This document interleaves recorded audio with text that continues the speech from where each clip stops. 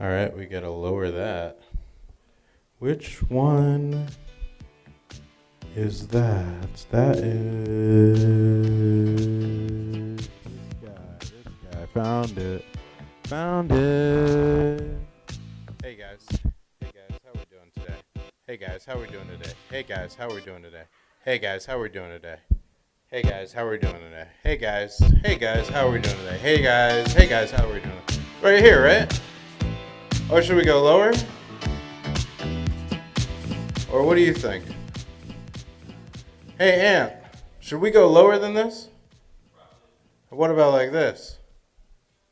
How about this? This? This is good? Okay, as long as someone don't breathe on it. All right. That's good. Oh, it's even more powerful this way. Good to see you. How you doing? Doing good. I'm not stressed at all. Okay. But I believe you 100%. exactly. You know, that was authentic, what I just delivered. I don't know, we're both going to be standing. I guess I could stand, you would stand right here.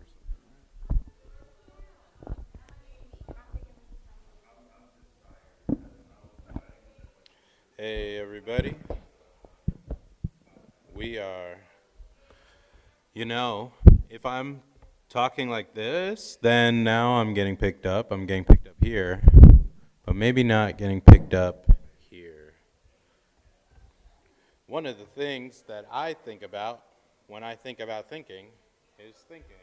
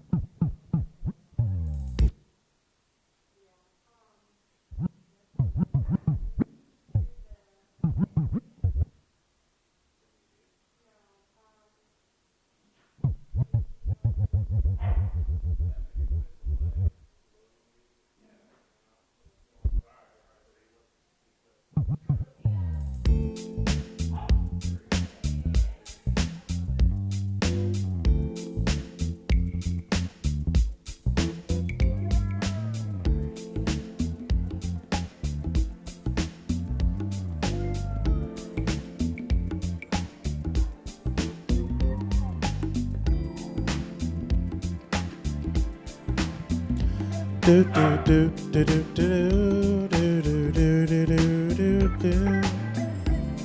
Da da da da da da. Ah ah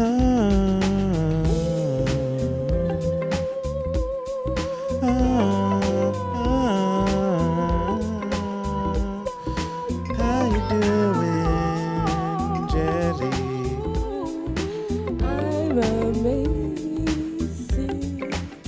For our trip from Lancaster, we went to the farmer's market, got some oyster mushrooms and some bespoke hot sauce you can't get from nowhere but the Amish. Yo, shout out to the Amish. They fighting against demons. They're doing butter churning. They're riding them horses.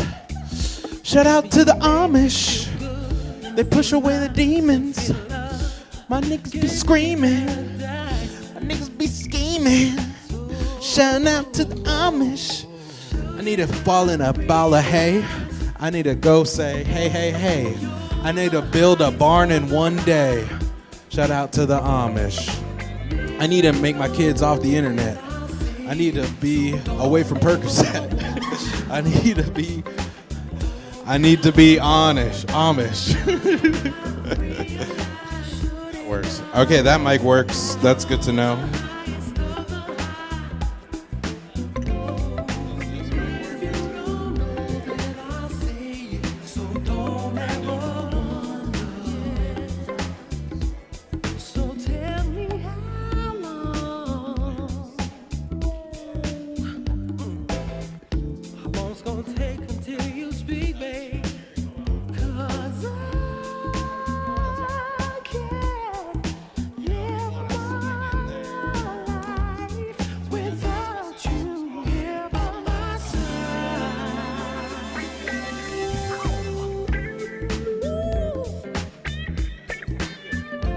Very casual, very casual, very casual, casual, casual, casual.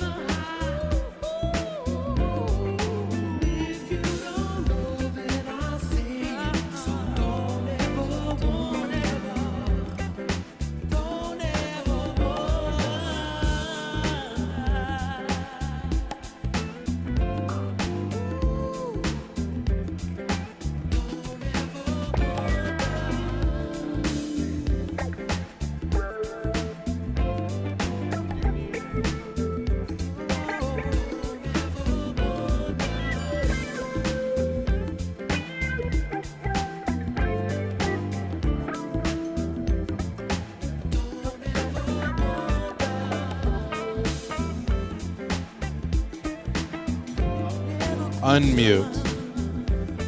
Unmute. This one's a little low. I'm gonna change this one real quick, but this one's good to go. Da, da, da, da. Thanks for coming out. Do our thing.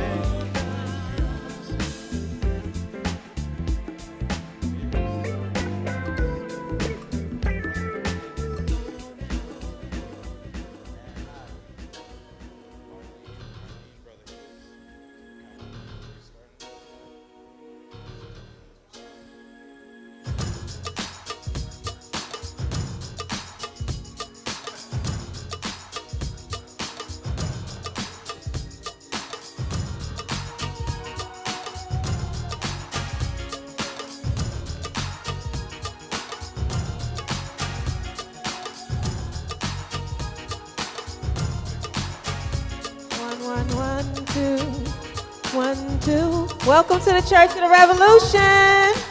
Free 'em all, free 'em all, free 'em all.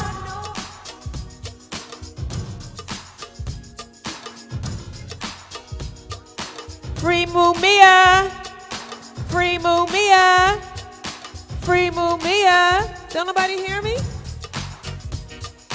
Free Mumia, free Mumia, free Mumia. Free Mumia, free Mumia, free Mumia, free Mumia, free Mumia, free Mumia, free Mumia, free Mumia. Hey.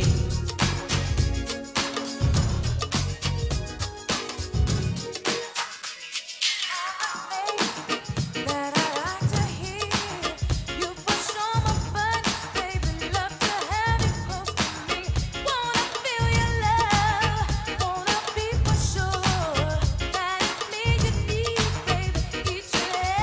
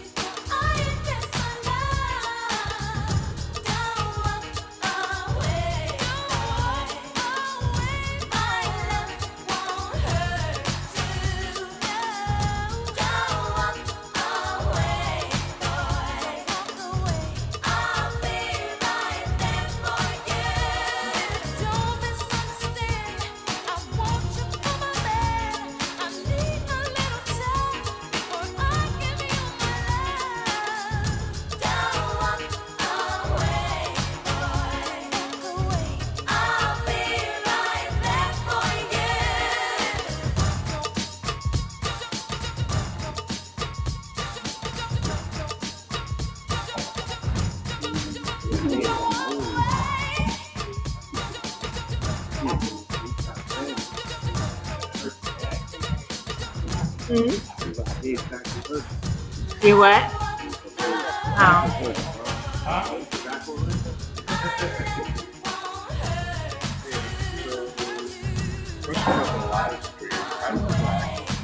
They can actually go to /.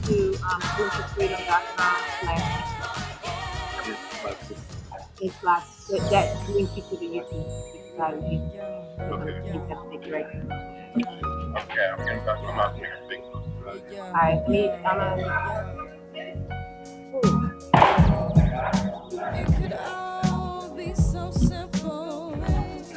So people coming up, we using the elevator. We got an elevator up in there. Isn't this such a lovely sanctuary? I really like that here also the pews face towards each other. There's like a circular feel. I really like that. How's everybody doing? Hey, we can keep the music. We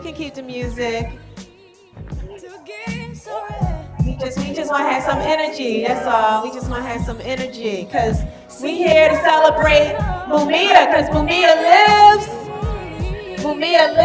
He continues to fight, and we continue to fight for him and with him. Is this just a silly game that forces you to act this way? Forces you to scream my name. Then pretend that you can't say.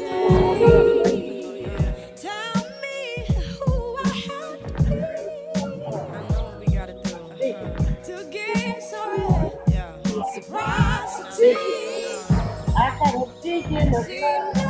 I got a vision of her.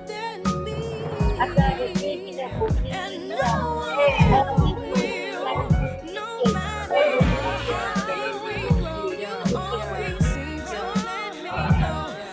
One, two.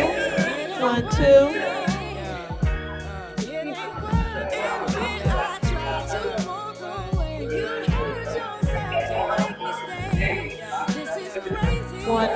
two.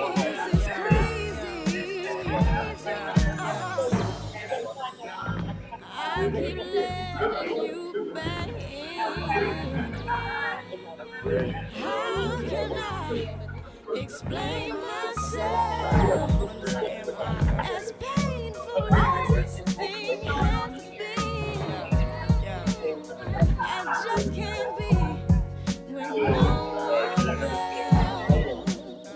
See, I know what we've got to do.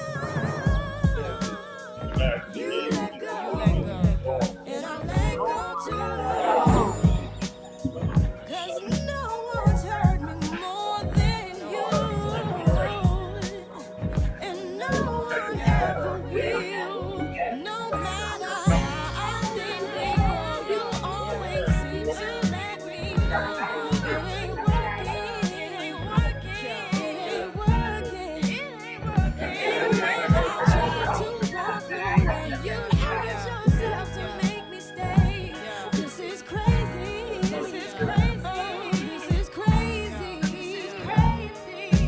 Care for me. I know you care for me. There for me. You said you'd be there for me. Cry for me. You said you died for me. Give to me. Why won't you live for me? Care for me. You said you care for me. There for me.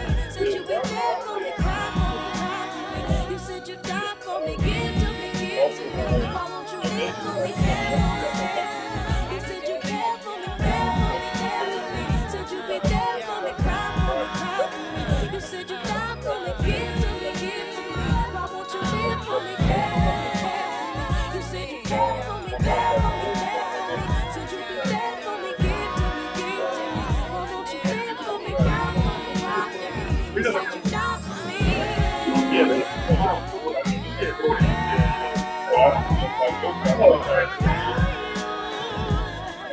When I need you.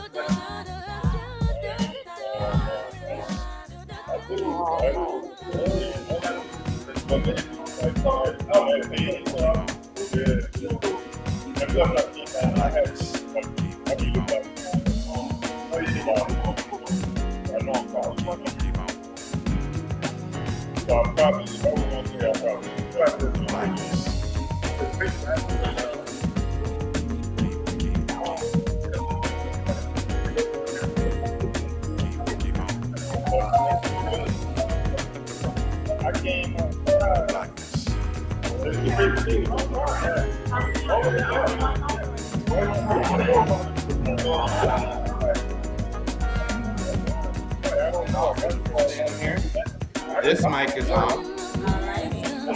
You just stand like, I think this far. I can turn it up a little bit, but don't get too close.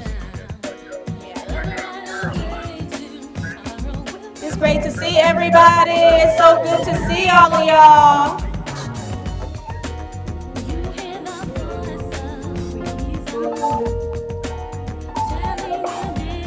If you see on the screen, it has the schedule for the program.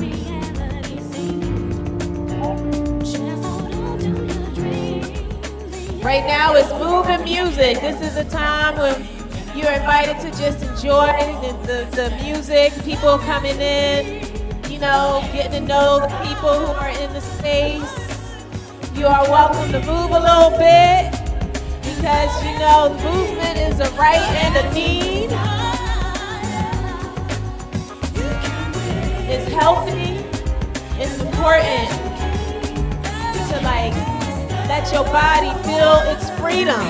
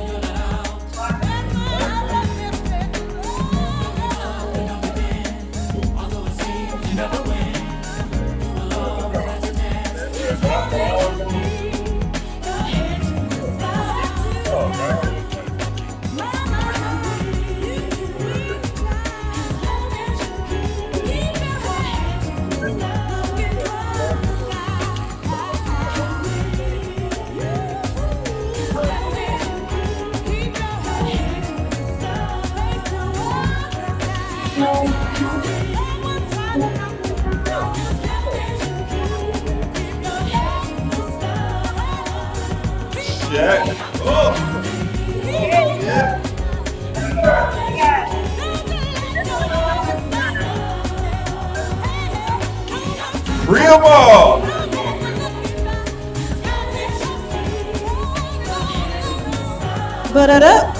Hey, y'all know Ikemba? This is the good comrade Ikemba. Hey, peace and power, peace and power. Welcome to the Church of Revolution. I'm Yane. We can turn the music down a little. We can still keep it on. I'm Yane. And, you know, we still got a little bit of time before we really dive into the program, but we felt like, you know, is there anybody here who does a little yoga, who feels like leading people in a few minutes, who may feel like it, of some stretches, some chair stretches, you know? We want to invite people to... We want to invite people to just move your bodies, you know? It's really, really powerful and important for us to move together you know, to move when we're by ourselves, but also when we're together. Like that movement it really like helps to get that flow, right? We want to send the energy of love that we have. We want to send that through the building. We want to like move things. We want to move that love through our body. We want to tap into our power, our internal power, and move that through each other, move that to all the places that need and deserve our love. We want to be healthy. We are here for a protracted fight. We are here both to embody freedom and to liberate those that are not in their freedom. And so we have to be healthy. So there's multiple benefits to us moving right now. It's a moving in togetherness. There's so much beauty and power in that. And then there is also the healthy, like keeping our bodies healthy and modeling for each other that commitment to being healthy so that we can do this fight. I went on a run today. Anybody here preparing to go to the Move Day 5K? Y'all know about the Move Day 5K? Yeah, so you know, Mike Africa Jr. is organizing the first Move Day 5K. It will be on May 16th at 8 a.m. at Drexel Park at 32nd and Powelton. That's where we will start. And so we ran that today. Mike is working with Jess, a brother named Jess, and I met with them and we ran the 5K today just to have a practice run, you know, in preparation. And, you know, and it's a nice run. I will let you know it's like a lot uphill, but it's not massive uphill. It's just a little uphill, a good portion of it. But, you know, you can walk it, you can run it. But the reason that this is important is because movement is important, health is important. What is Move called? It's called Move. What do we say? On a move. Because it is a movement and it requires our movement.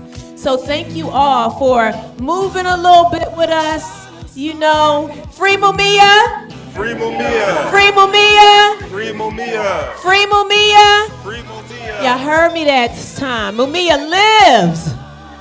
Mumia lives. As Mama Pam kept trying to say, or kept saying, not trying to say, as Mama Pam kept saying, he is alive. They keep trying to kill him, but he is alive. And we recognize that and we celebrate that. He is alive. He is a part of us. He keeps us alive, and we keep him alive. Free Mumia. Free Mumia. All right.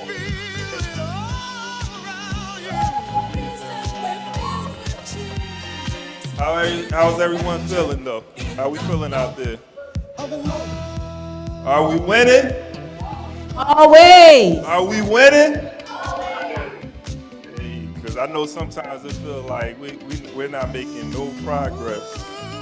But as the great poet Nas said, as long as we breathing, we winning. Right? We still in the fight, we still in the game. So, you know, Mumia needs us. He needs us right now to be stronger than ever if we're gonna bring him home. Right? So we don't have no time to be discouraged. No time to feel like we don't have no more fight in us. Because Mumia is still fighting, right? And he don't have the liberty and the movement that we all have to be in different places, right? Different cities, to talk to people about what's happening to our brothers and sisters behind those walls, right? We can reach more people than Mumia can do. So we have to make sure that we just get up and have the strength to continue on despite everything that's happening in the world. Because they want us to feel discouraged. They want us to feel like we can't win. Right? There's that psychic violence, that psychological warfare that's constantly being placed on us every day. But the fact that we here in these seats shows that we are winning. Right? Feel it. Yeah, we gotta feel it, because I know, like, sometimes it feels like we're not, but the fact that we are here, and just know there's still more work to be done, we are winning, man. That's how I feel. Right on.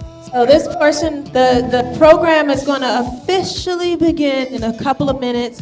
We just want to not start early in case somebody is getting here on time. You know, we don't want them to miss that, especially anybody have a hard time parking?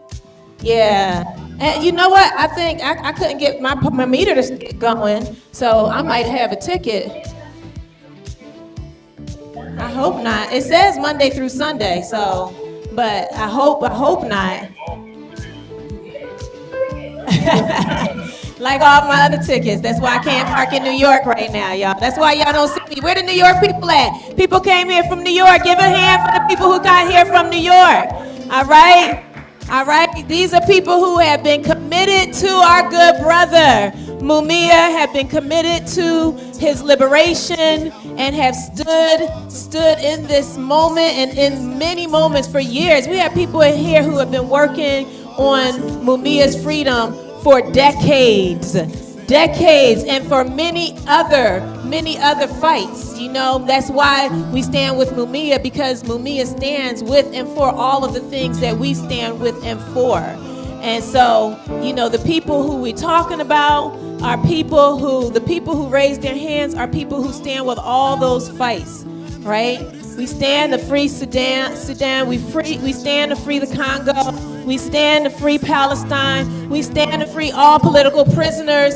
We stand for universal freedom. We stand against these immigration policies. We stand against these bullshit borders.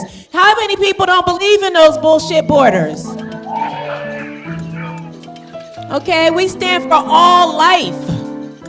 Okay, we also recognize that there's not a hierarchy of life. So everything that is alive deserves respect and reverence, and we all recognize that. So on that note, maybe we should get going. Should we get going? I'm gonna put up a slide here. So we've been having a little bit of a welcome. This is not my computer, y'all, so I don't be knowing all the time what's going on here.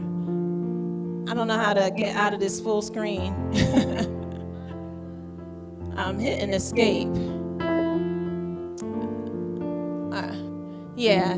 So in any case, so Church of the Revolution, we have 12 principles. And every month, we focus on a particular principle. And this month, so we assigned, because this is a relatively new project, so we assigned the principles in July for the first time. And when we assigned the principle and the theme, we also have a theme each month.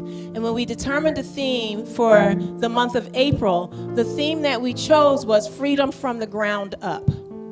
And we chose that theme not only because it's spring and Earth Day, but because in April, on the 24th of April, there is a revolutionary who was born, who we honor and we celebrate and we love. And we know who that revolutionary is.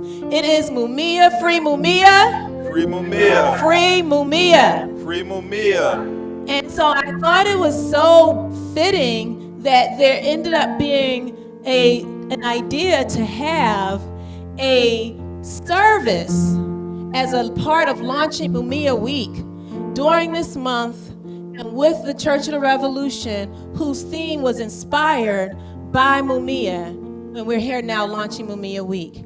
And so the principle that we have for the week, or for the month of April, is we are the environment, which is us.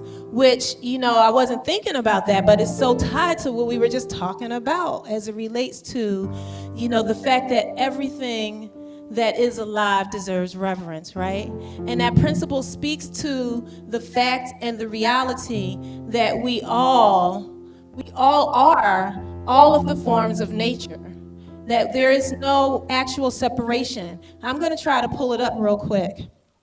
And, you know, even though we don't have the slide, we do have the principle. The principle exists all the time. So I'm going to pull it up and share it. And I just want to share it because it's so connected to what Akimba was just talking about as it relates to how difficult, like how we have to have that elevated spirit and not be taken down. And we have conversations, and I'm sure there's no one in this room who has not had conversations and spoken about how difficult this time is, right? How difficult it is right now for all of us to feel comfortable and experience joy, because the world is so heavy and there's so many terrible things that are happening every second of every day. And so where that ties into this principle, and I don't know, is there somebody who'd be willing to read this principle really quick? Awesome. Our breath is wind, our blood, rivers, our bones are stone. We acknowledge animal species as nations with full rights to their habitats. In caring for Earth, we care for ourselves. As receivers, we move within the bounty of gratitude. Through harmony with nature, we unlock infinite abundance. Thanks, Joe. Happy birthday. Happy birthday. Happy born day. Let's go. He did have a whole celebration, so, but so the relevance of this, is, nature, like what is natural and what is not, and like our energy, we were talking about like the flow of energy, and there's things that pull our energy and deplete our energy, and that's what brings us down, right? We feel down because there are all these things and it's not natural for us. It's not natural for us to feel down. It's not natural for us to walk by a person who is hungry and sitting on the street and just keep moving because we got somewhere to go. But we live in a space, in a world that forces us to do that over and over and over again. It's not natural, and it is depleting, and it is why we often feel so sad and so depressed and so despondent, and it's understandable. It is not natural for people who we know to be beautiful, brilliant, righteous people to be held in captivity for standing in that beauty and that power and that strength and that righteousness, and for standing for what is right. It is not natural for us to be witnessing that constantly over and over again, and in this case for 44 years. It is not natural. And we need to get in alignment with nature. And that is beyond just like, there's this idea of like in the environment as being a thing that is disconnected from us, but it is not disconnected from us. And when the environment is dirty and polluted, it's because we are in a society that is dirty and polluted. And all of the things that are manifestations of that dirtiness are things that are against our nature. And it is imperative for us to always fight to cleanse our environment, internally, externally, as within, so without, as above, so below. And that's what this whole thing is about. That's what all of our fight is about. I wonder if there's anybody who would like to share any thoughts or reflections just as it relates to this conversation around nature, around righteousness, around freedom, and our liberation fight. This principle is one piece. Yeah, one of the quotes that I always repeat to myself is, who gives you food controls you. So when you control how you get your food, and that's why land back movement is so important, because we're gonna, it's given back to the people that inherited the lands, and they have understood the land, had a relationship with the land, where modernity took that disconnection and capitalism took that disconnection from the land. So you know, when we talk about the land, it's like, you know, I like how it's like we care for ourselves as we care for Earth, because we are in one. You know, we are not separate of and never been. So, yeah.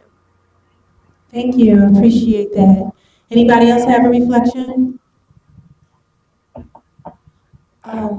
Especially in thinking about, you know, this mobilization for Mumia and the week that we're about to enter into, and as it pertains to this principle, I know I didn't participate in all of the days of the walk, but I was there the first day.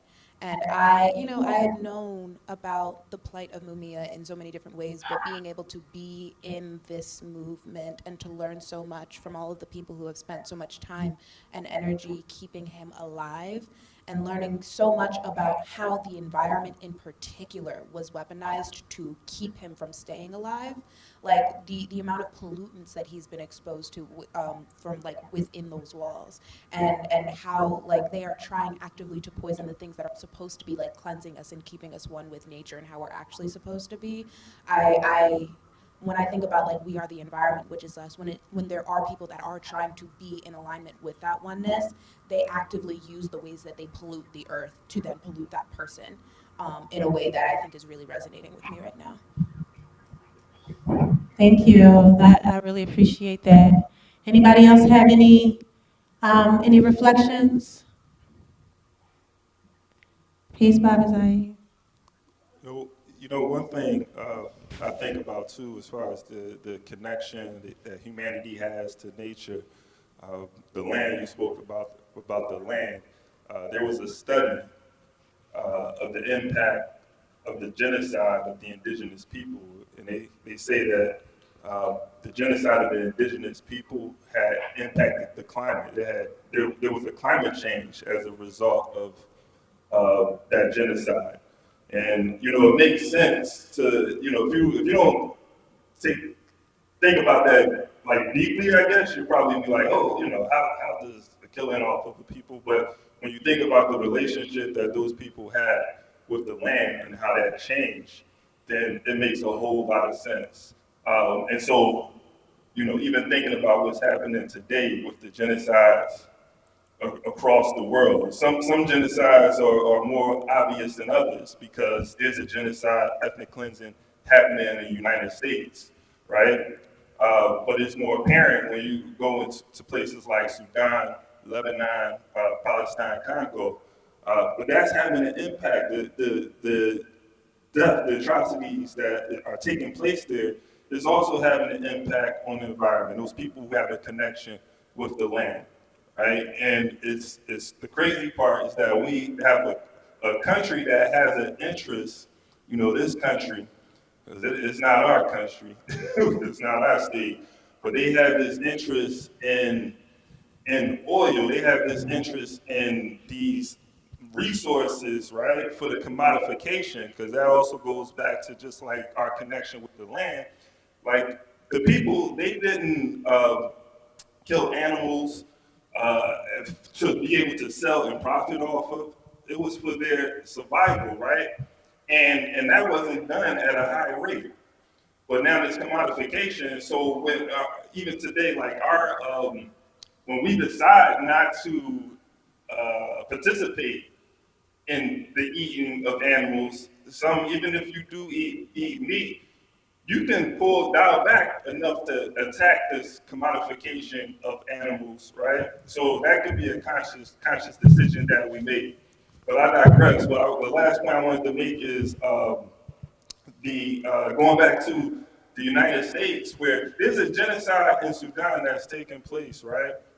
And they talk about what Iran is doing, right? And they don't utilize resources to stop the genocide that's taking place in Palestine and Lebanon. They're intentionally arming to the teeth Israel, supporting them.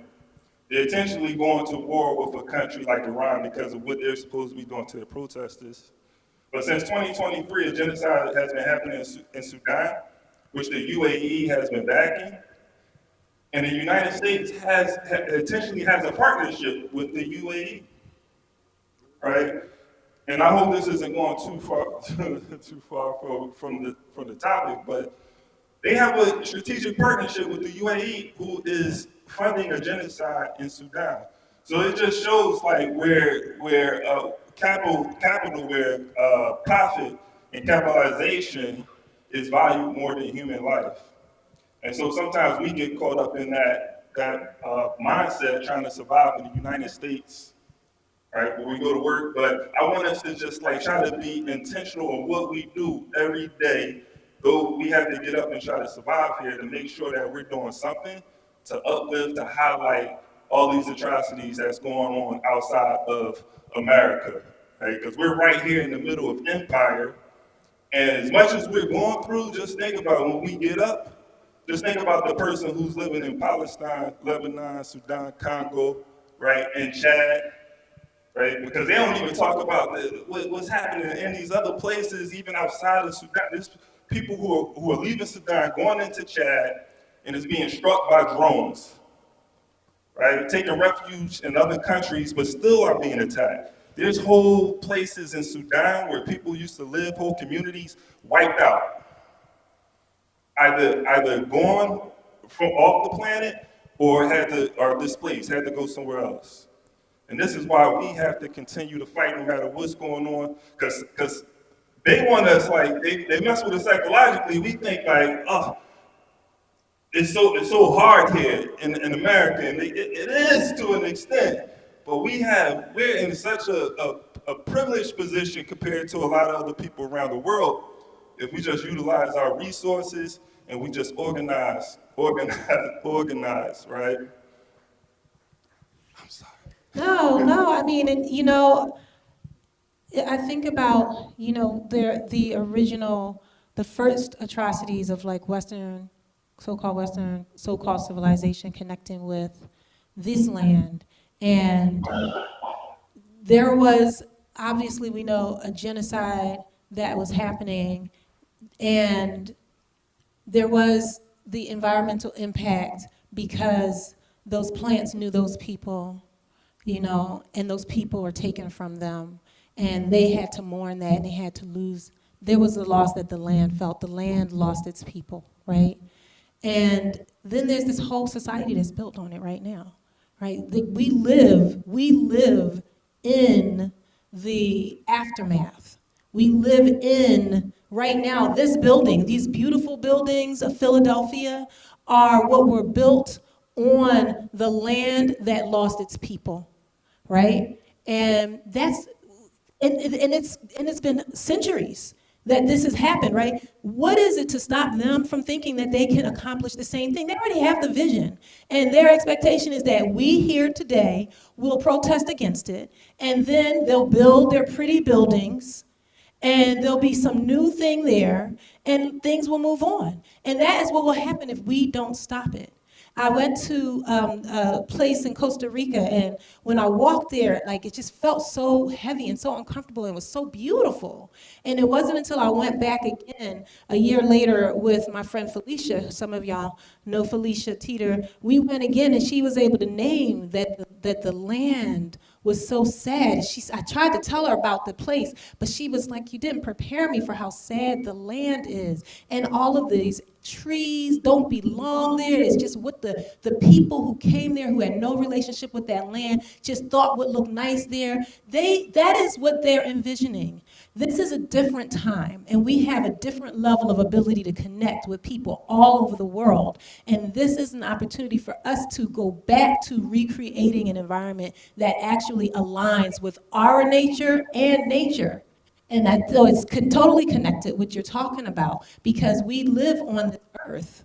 And if the earth is depressed because she lost all her people, and then we separated from the earth, so that how does she even figure it out? Because our genes go connect when we get buried into the ground and we become one with the earth. There's all of the intelligence that comes with that. It goes there, but we go in boxes. Right? We're completely disconnecting from the earth. We have to connect so that the earth can participate in the revolution, because she can understand what's going on. So yeah, I appreciate your comments, and yes, I feel like it's very much connected to what we were talking about. Please. Yes. Peace to all. My brother is. And since we're speaking about the land and nature, I just want to remind everybody, we are nature. The reason why we're here, just like the birds that fly from the south to the north, we migrate. We come back year after year. And those that have been standing for the struggle and for the fight, we don't stop. Remind yourself, why are you here? But it's in your nature, the purpose, why we're here. We know what we need to do. And at times when we question ourselves, all we got to do is listen to the wind, and it'll remind us where we need to be. I remember, I'm born in Peru. Our last Inca king fought colonization, Tupac Amaru. He said, bury me today and there'll be millions of me tomorrow. So our freedom doesn't die physically. It lives among spirit. And we are present, and always remember that. Proud to be here among all comrades of the land, and we will remain with the people. But always remind yourself, you are nature, and we're here with purpose. Shit. Right, one more comment. So there's a global movement that's happening now. It has many names. Some people call it the solidarity economy. In some places it's called the People's Network for Land and Liberation. In other places it's called Cooperation Jackson and Global Transition Alternatives. But all of it is about nature and the land and how we interact with each other. And that's what solidarity economy is. But the idea is to create dual power economy, because the system that you're describing, right, none of us are going to survive that. So we're going to survive as a planet, as a people, one people on this planet. It's through that, and I'm going to be, in 2 weeks from now, I'm going to be in Jefferson Parish in Louisiana, where they got 6 times the cancer rate because of this oil they're digging out of the ground, right? In Jackson, Kaliakuno, who I met with Pam 20 years ago, around Cynthia McKinney in 2008, and the Reconstruction Party, they called it back then. He's working for food sovereignty and water rights in Jackson, Mississippi, but it's all one fight, whether it's in Peru, whether it's, in Sudan, and it's the answer. It's how we come together as one people, creating our own politics, our own economy, our own way of relating to each other. Thanks. Thank you for that. And again, big shout out to everyone that is here. Glad you guys, that everyone came out today. I think like everyone, I'm usually like in the back. These years, I'm like on the microphone more, doing more talking. Yeah, right on. But with that being said, I'm in the cut. I'm observant. I always observe the organizers and the work that you all have done over the years, which has really inspired me to want to grab a microphone, seeing like Gane, Gabe, and everybody I've met here in some form of organizing, right? Because most of my organizing was in Brooklyn, so I come to Philly and I see everybody doing the work. And Mama Pam, just really quick, Mama Pam gave me like one time gave me like one of them Black Panther moments. I don't know if you ever seen well, most people probably seen the Panther film. The moment when Huey P and everybody they came with their guns and the police, they confronted the police, and everybody that was looking on the sideline was like inspired by it. They was looking at awe. So Mama Pam gave me one of those moments one time at the courthouse. When the police, everybody, we all came out of the court, supporting Mumia, of course, and we're down on I believe Filbert Street, and the police started to get in their cars to come down Filbert Street, and Mama Pam said, "No, everybody in the street, in the street." So I'm looking like what's going on? It's a bunch of police cars, police about to come down Filbert. My man said, "No, turn around." She made all of the police turn around and go the other way. I said, "I've never seen that much power." It was like the Malcolm X moment. I said, "What?" Mama Pam inspires us all. Beautiful moment. So this is the part. Yeah, give it up for Mama Pam. Yeah, for sure. This is the part of the service where we want you to greet your neighbor. If there's someone here that you have not met before, we would like you to get up and take some time to get to know them before we move into the next part of the service. This is the best part right here.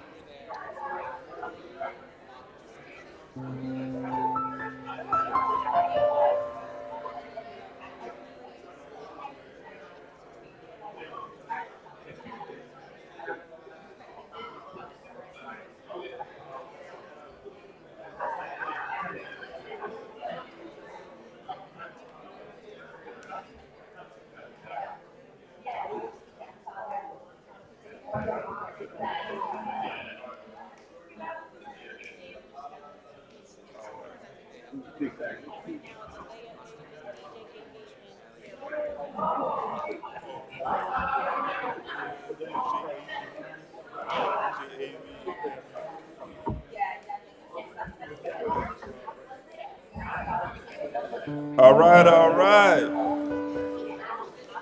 Free Mumia. Free Mumia. Free Mumia. Free Mumia. Free them all. Free them all. Free them all. Free them all. Free them all. Free them all. Free them all. Free them all. Free them all. Free Mumia. Free Mumia. Free Mumia. Free Mumia. Free Mumia. Free Mumia.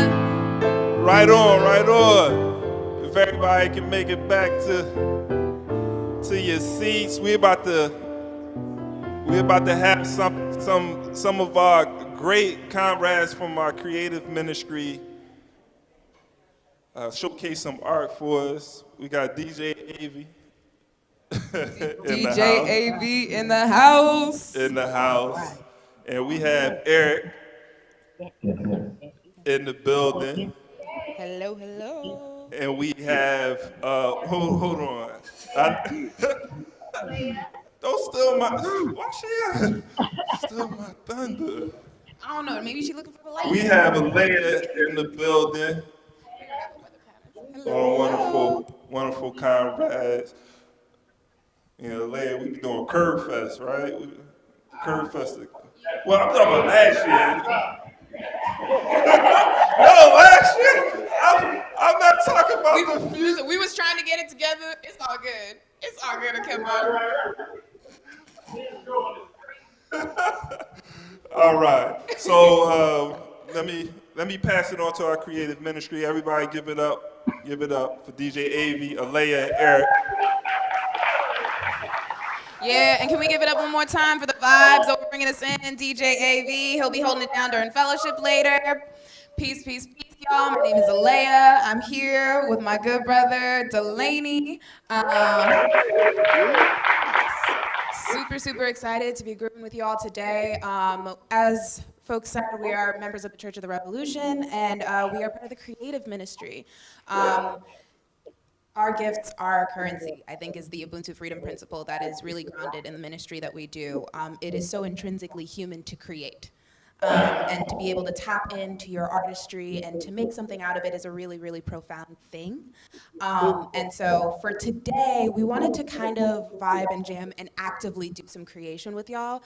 Delaney and I actually met at like this regular jam that we go to, and we met, you know, just kind of doing some improv stuff. So I wanted to kind of bring some of that into some of the amazing movement work that I've seen out of Mumia. So I'm gonna let him cook up, and then we're gonna fall in with some chants that I know that y'all are gonna recognize. Please feel free to get up, say a thing, sing a thing, get into it, all right?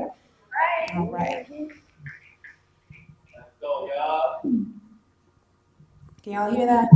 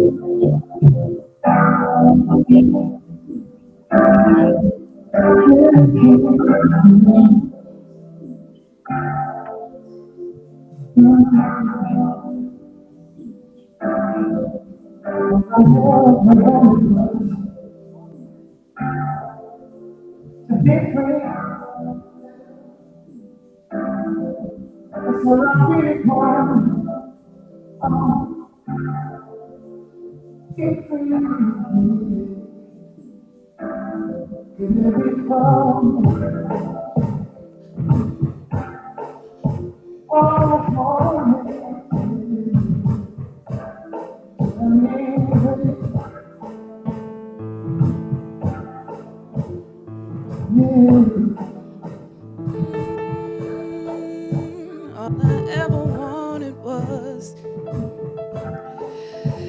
to be free. All I ever wanted was to be free. Free me. Free me. Can you get free with me?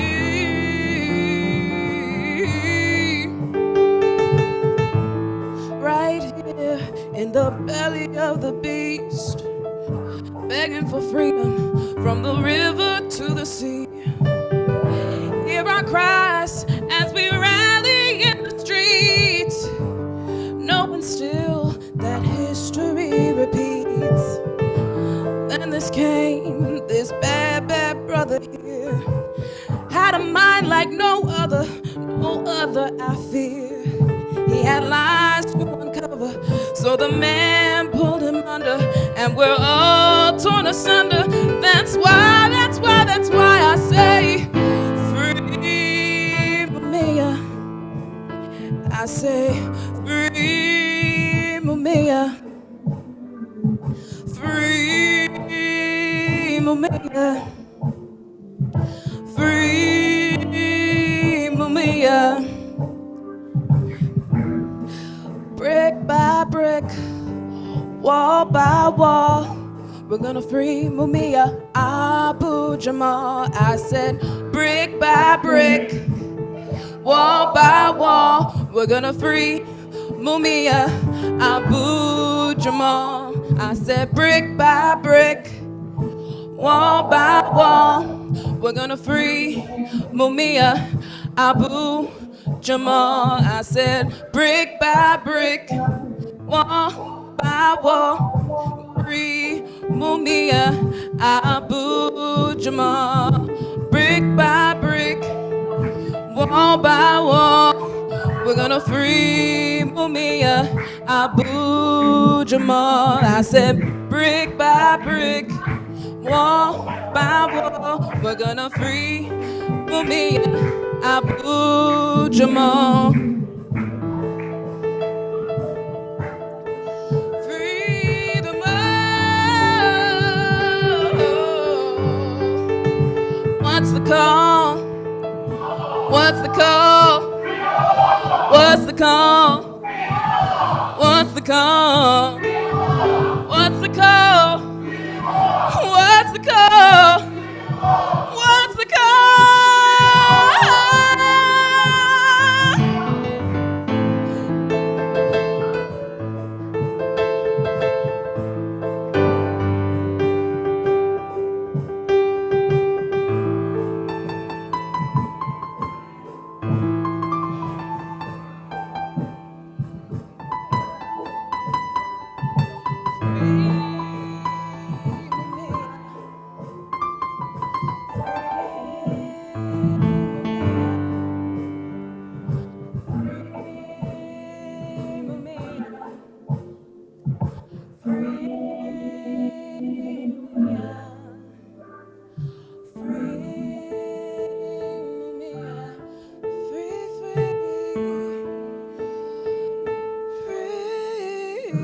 Come on.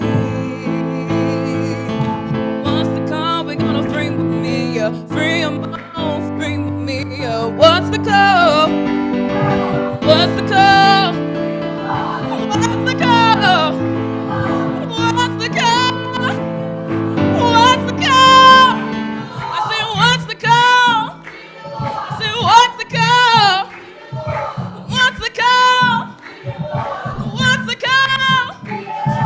What's the call? What's the call? What's the call? What's the call? We're gonna free Mumia. I said free Mumia.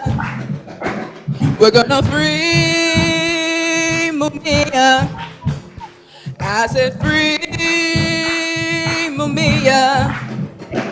We're gonna free Mumia. I said free Mumia. And we free Mumia.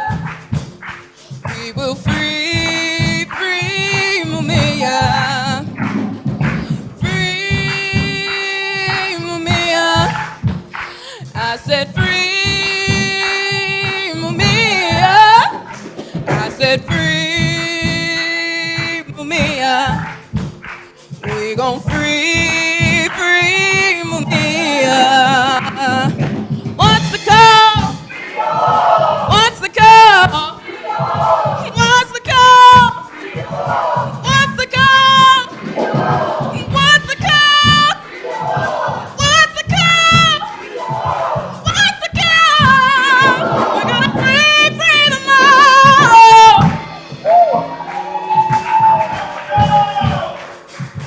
Free Mumia. We gon' free Mumia. We gon' free Mumia. What's the call? What's the call? What's the call? What's the call? What's the call? What's the call? What's the call? We're gonna free them all.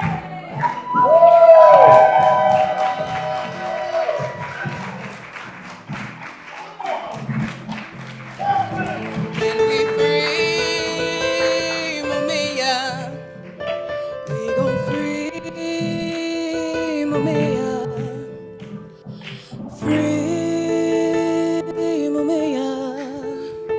We gon' free Mumia.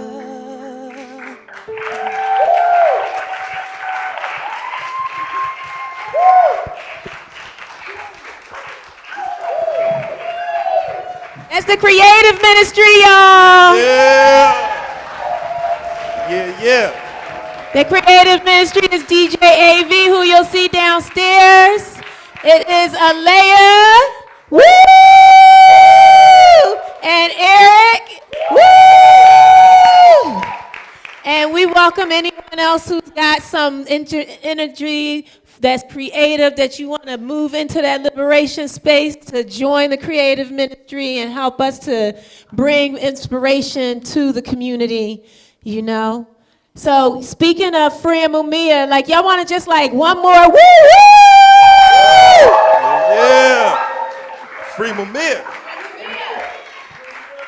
And speaking of our Free Mumia now, we talked also about, you know, Mama Pam and the inspiration that Mama Pam brings to our community, to our movement, to this fight.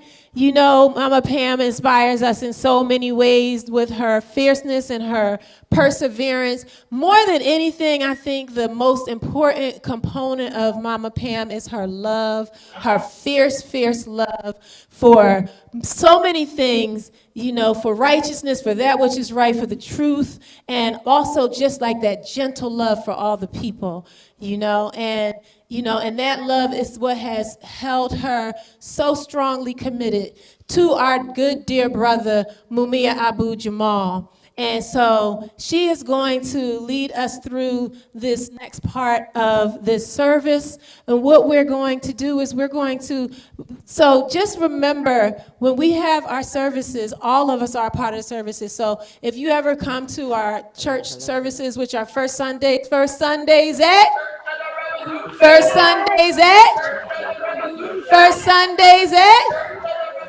If you ever come out to our services down at Green Street Friends, 45 West Schoolhouse Lane, it's on first Sundays from 2 to 5. You'll find different amongst us that are up here on the microphone or emceeing or taking people through, and different people are always invited to contribute, because we understand our wisdom is collective. And so in this moment and throughout this program, we really, really hope you feel welcome and invited to share from, even though you're sitting over here and somebody else may be standing up here, we want everyone to be able to contribute the wisdom and to understand that if you feel that something inside you that you want to say, that is something that you are being called to. Please don't hold it from us, because we need that wisdom that you are bringing as well. And so Mama Pam is going to start us out talking and inviting you along with Aunt. Come on, y'all. Is this on? Can you hear anything? This is on? We're going to be, having this opportunity to talk about Mumia, right? Mic check. Oh, it is working. You are. Oh, look. My brother here opened the floodgates to some memories. I'm going to tell you about what he was, all right, I got CRS, okay? So if I can forget my children's name, if I can turn around and send you and say, what's his name? I was talking about my husband, okay? So we got Mama Pam Raw, okay? So again, I say I got the CRS thing working. I'm quite sure a lot of you have it too. But I always ask for a little help from my friends, my brothers, my sisters, and things, That was one of the most powerful days. And I'm going to go there, and then I'm going to take you back how we got there. It's the power of the people. It's the power of the people. The power of the people, when the power of the people don't stop. I'm telling you, you're going to feel this. I mean, in here, we back the mother suckers down. What happened that day, after many, many, many years of, and I'm saying this wasn't the first confrontation we had with them, but this one right here. We were in court. There was a black judge by the name of Judge Tucker. I wouldn't go in the courtroom, because number one, when I go in the courtroom, I fall asleep. And I fall asleep as if somebody done whipped the wine around here, and then I'm gone. But this particular day, and stay with me, because you're going to have to do this thing with me. This particular day, Mooney had been in front of Judge Tucker for 2 years. I never knew it was a black judge in there. All I know is we had to fill the streets, and we did. After every court date, we were out in the streets. We was there before it opened, and there was a brother by the name of, Kamau Becktimber. He's no longer with us. He was the red, black, and green man. He'll be there. Go with Kamau. Long live the spirit of Brother Jamal. Come on. Shoot, God darn. Jamal! No. Kamau. Okay, here we go. All those was good names.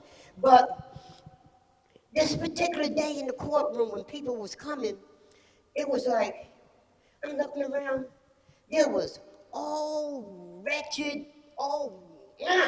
cops that they looked like they had dug up out the grave. They was in wheelchairs, That mean they was ugly, with the mean look, right? They had the state troopers there. They had every freaking kind of no good cowardice with a gun cop there.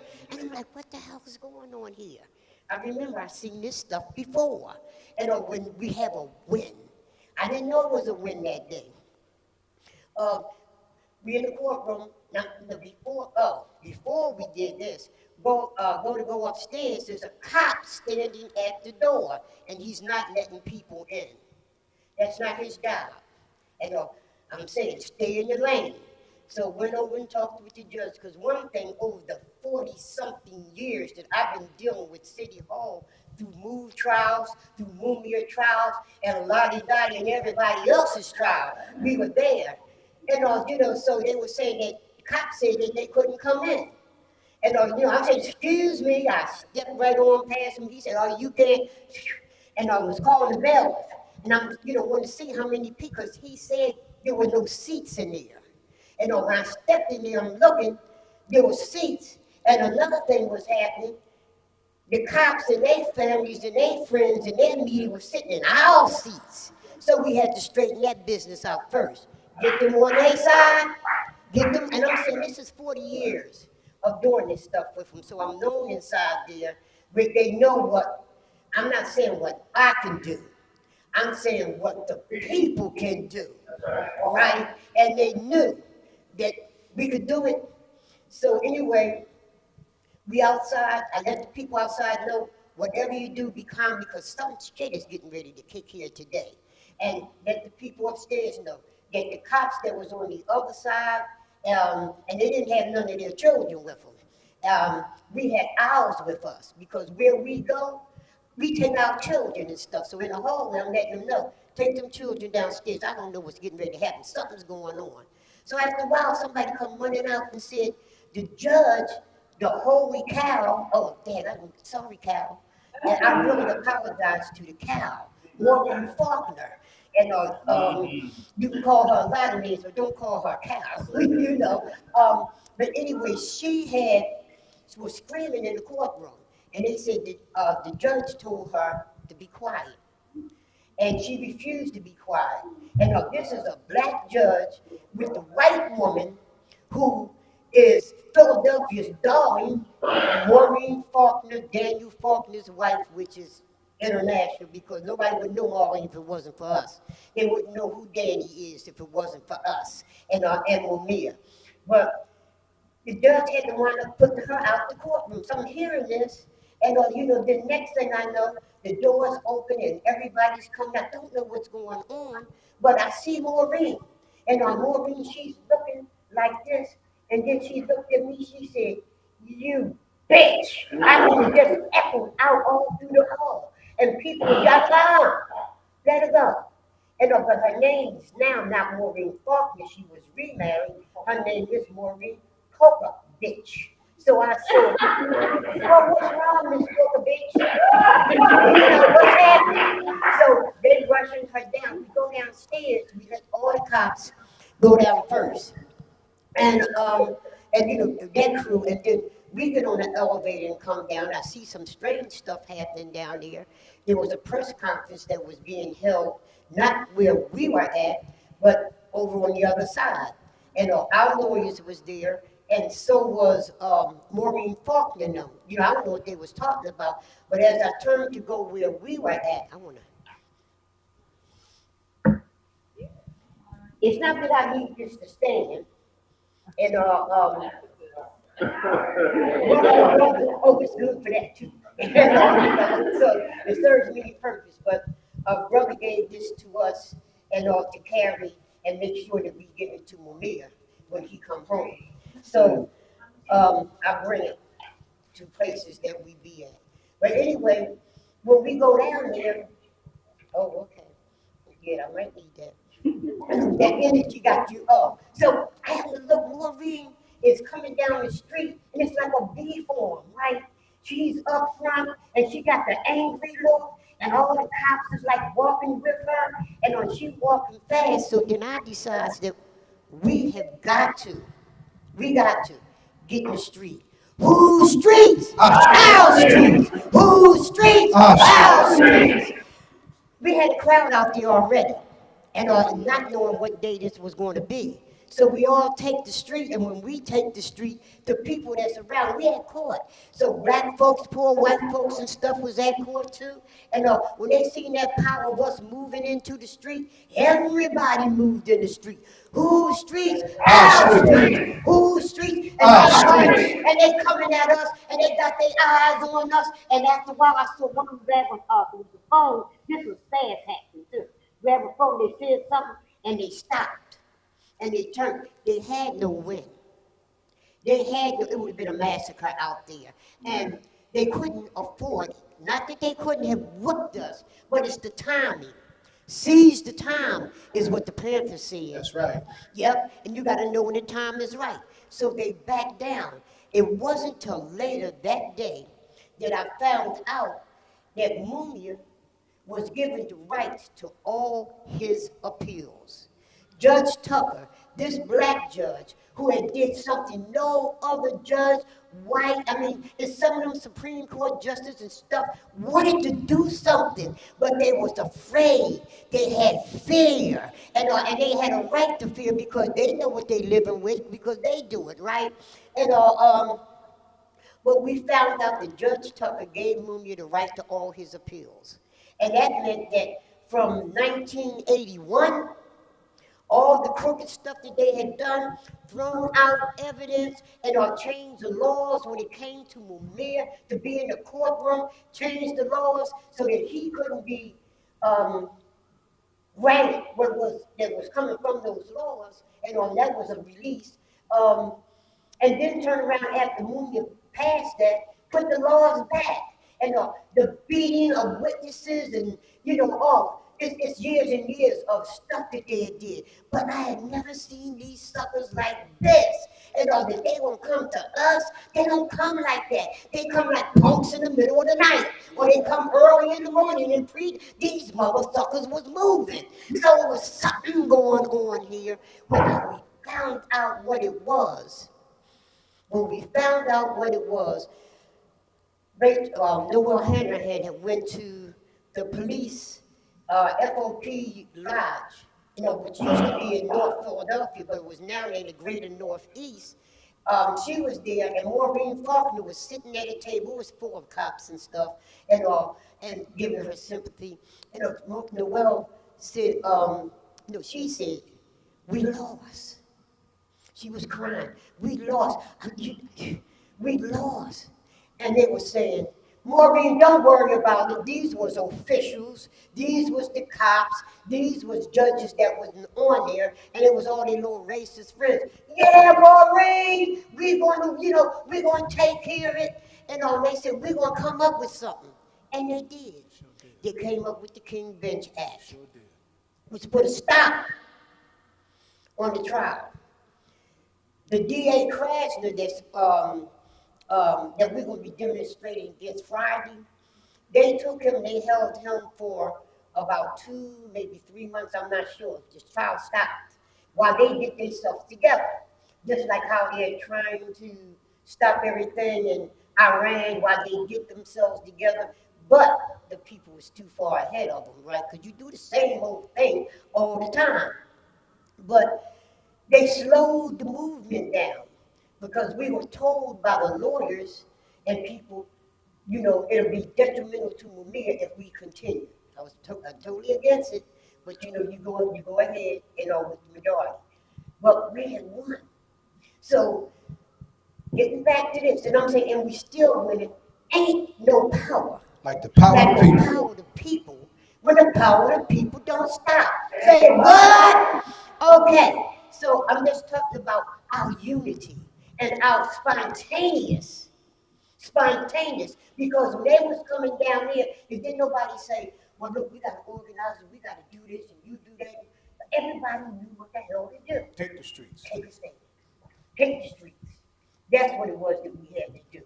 And show a force of one that was coming up against them, a force that they couldn't match at that time. So when the brother was saying about that, this is the church of the revolution. This is the church of the revolution. That spirit moves you. It tells you when you can move, and it also warns you, be cool for a minute. Not long after that, Brother Steve came up with the idea of marching on the prison for December the 9th. And the meetings, people said, oh, no, it's too cold. I was one of them. I said, oh, shut up. It's cold. Let's wait till the springtime get here. But the problem was then, it was the issue of Mumia's eyes. Right. They had been trying to kill Mumia ever since he came off of death row. When we, the power of the people again, ain't no power like the power of the people. We shouted it again. Yes, we did. They were determined to keep him on death row. But, those are other stories. But this particular story, when Brother Steve said that, it was a small group of people, and he pulled them. And let me tell you something else. We found out again, and it reinforced what we already knew, because every movement, Panthers was young folks organizing. Every last one of these movements was young folks and older folks, seasoned revolutionaries, and pulling together, working together. Young folks have knowledge that we don't have, and I'm still trying to figure out some of this stuff. Gian be over my house trying to teach anybody I can to get me to teach this stuff. But it ain't my time for that. It's your time. It's your time. It's mama time. It's mama time and her children time to tear this mother sucker down. We have the examples of what we can do through the rain, the sleet, the snow, the hail, through going through traffic, where trucks were splashing water up on them, winding up in Ku Klux Klan land at night. But there was no fear because we had something we had to do.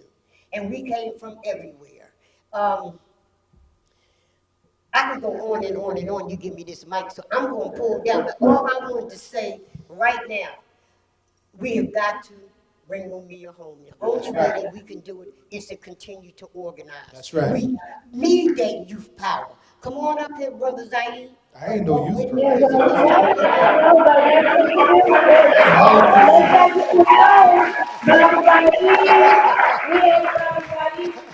Youth, huh? Youth. Y'all funny. And so if you would also share your wisdom, Brother Zaid. Let me just say several things very quickly. One, I want to give you the African concept of time to put a spiritual, somebody said it's the Church of Revolution, someone give you some revolutionary spirituality.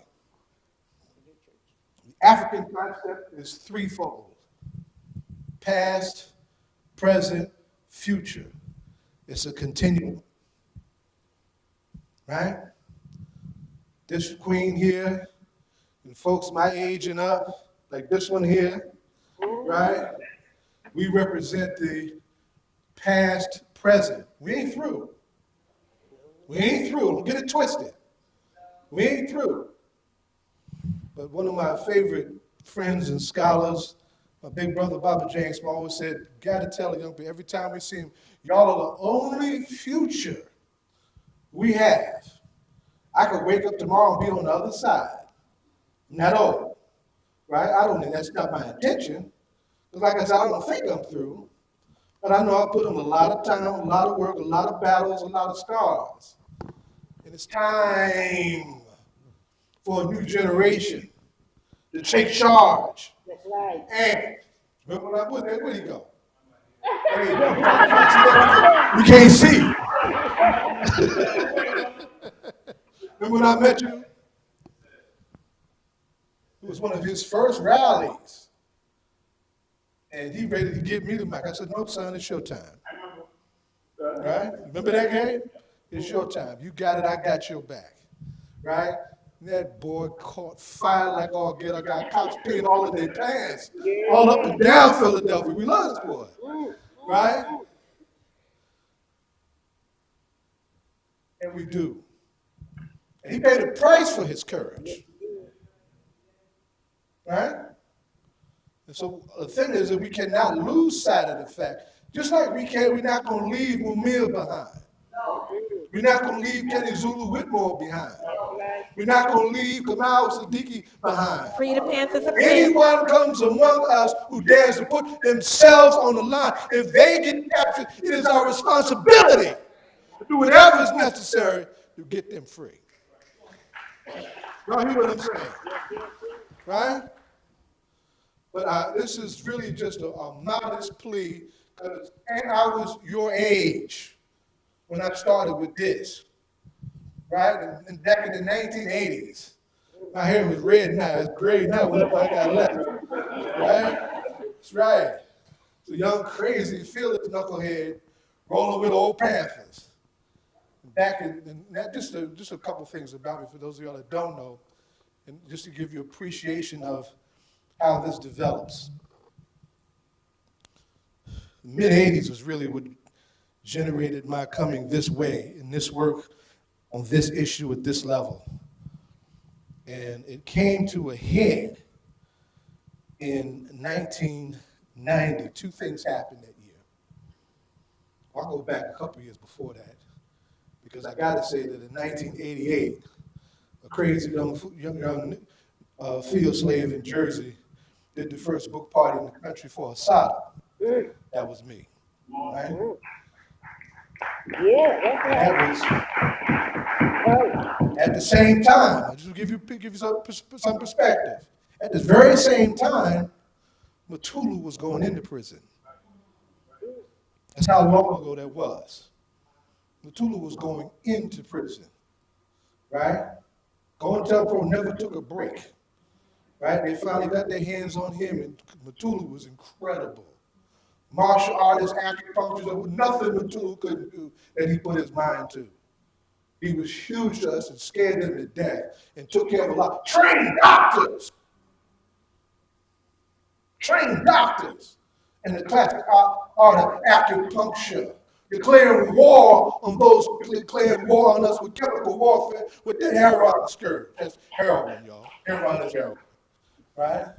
I just needed to step back, but to step forward, 1990, we did the Ruba was released. Oh, yeah. The Ruba bin Wahad was released. The Ruba bin Wahad and Geronimo Jijaga Pratt are the only two Panthers to get released from prison and have their names cleared. Everybody else did every ounce of time that they were decreed to do unless we got them out. Right?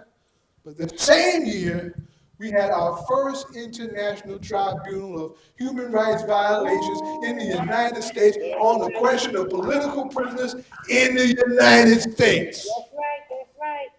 And what did the freedom fighters say themselves? They said, if y'all gonna work on this case, and we had almost 40 political prisoners at that point. We need y'all to give Mumia's case the utmost priority because he is on death row.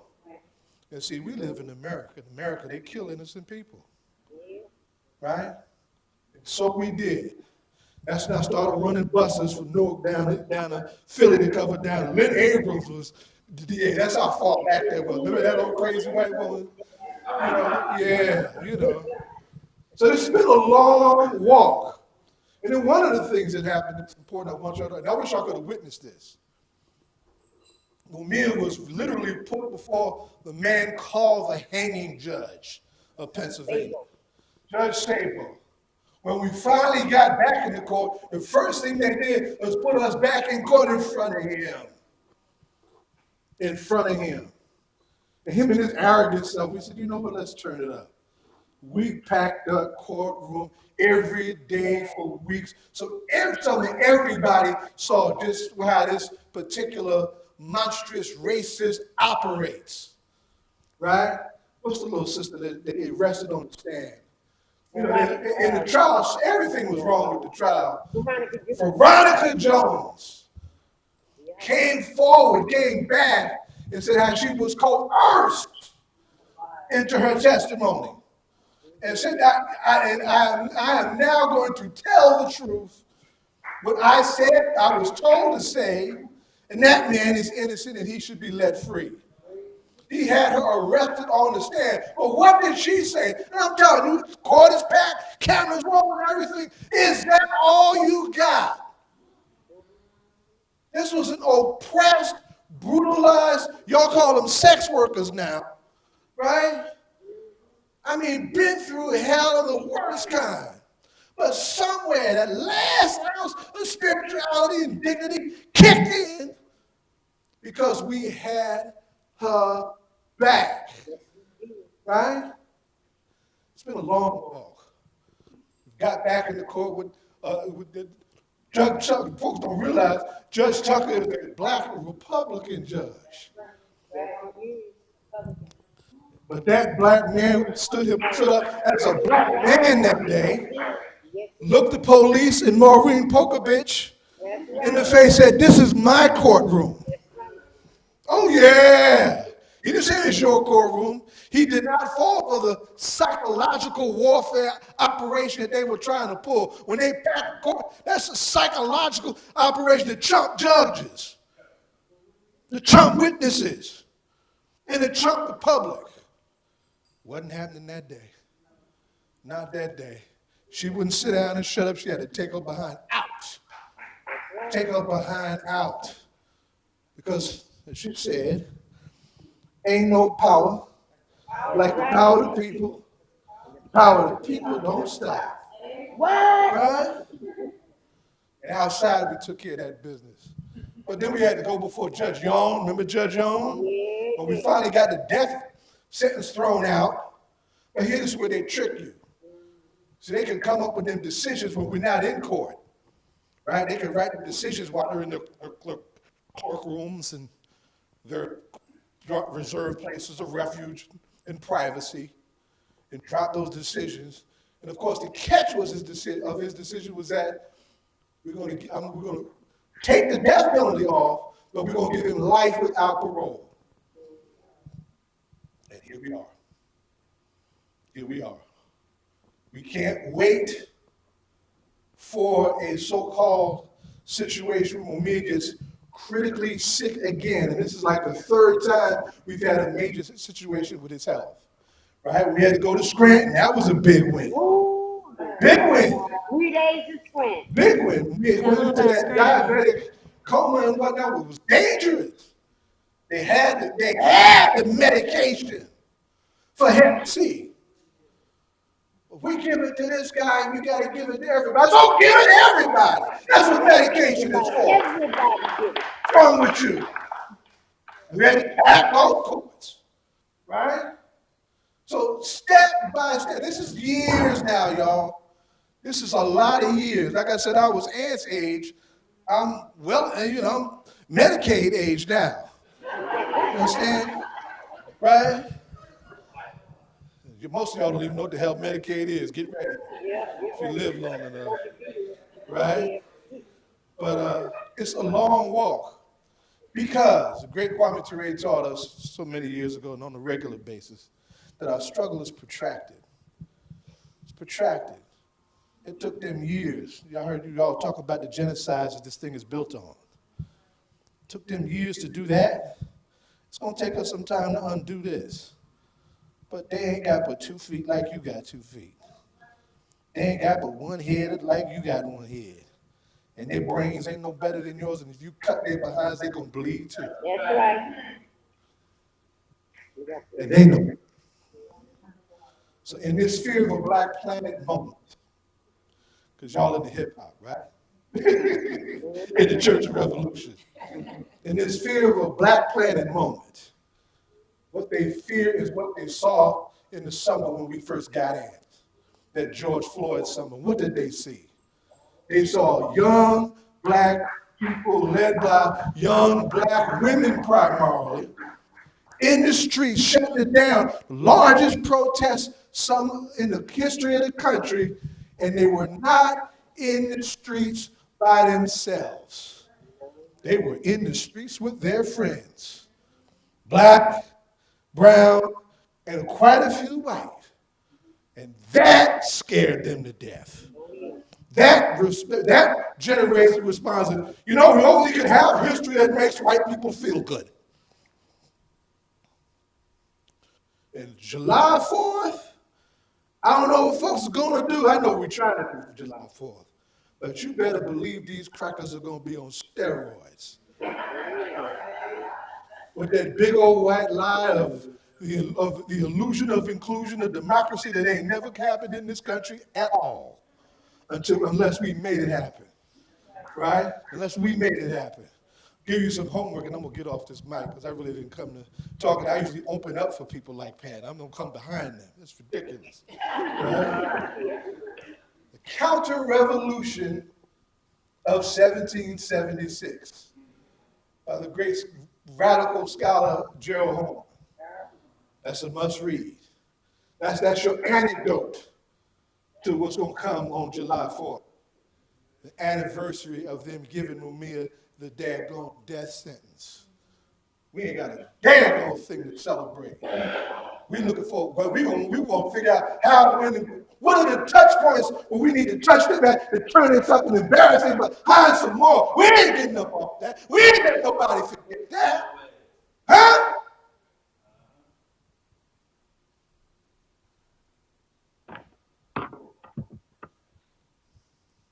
Oh man, crazy as hell. Let me wind down.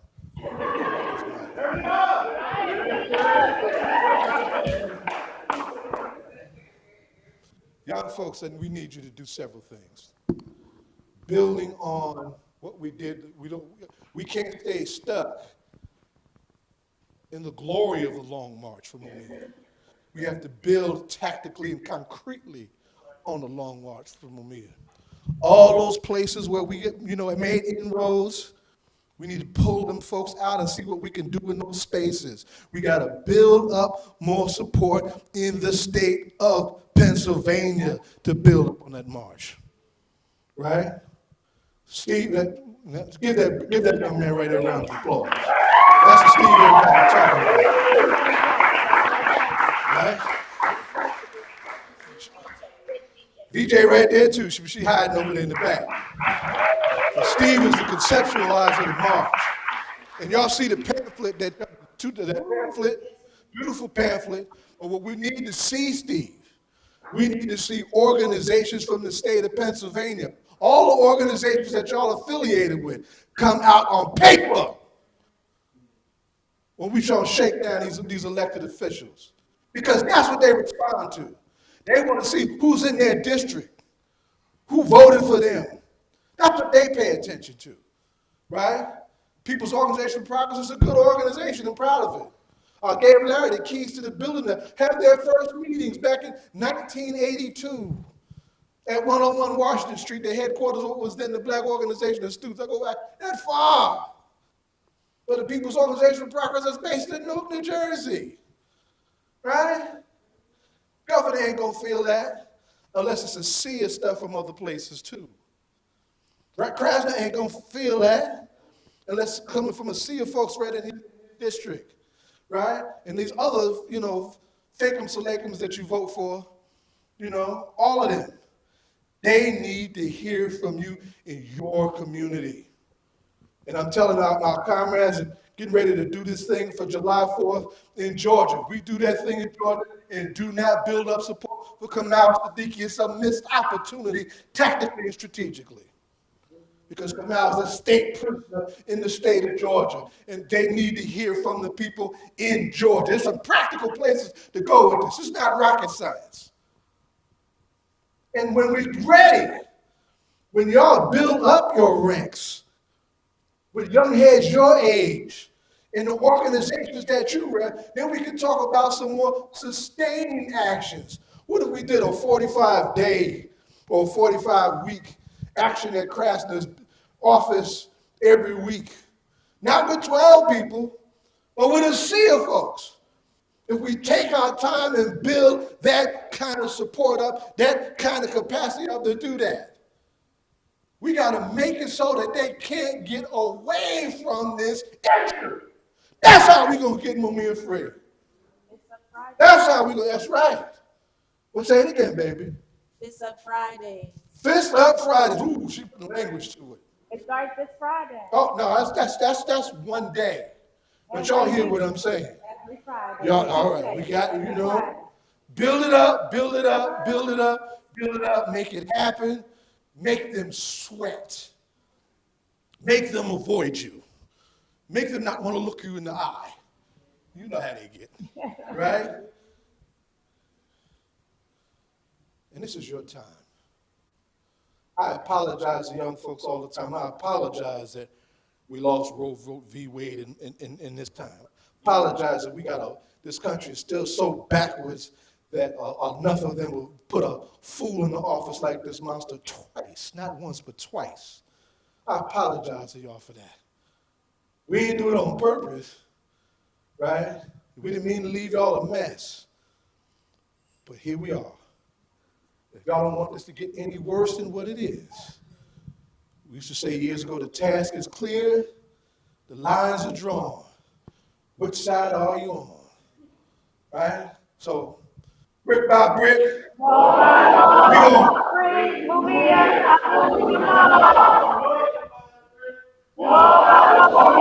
Church and revolution. Y'all standing wishy-washy. Brick by brick, we going free. Brick by brick, we going free. Move.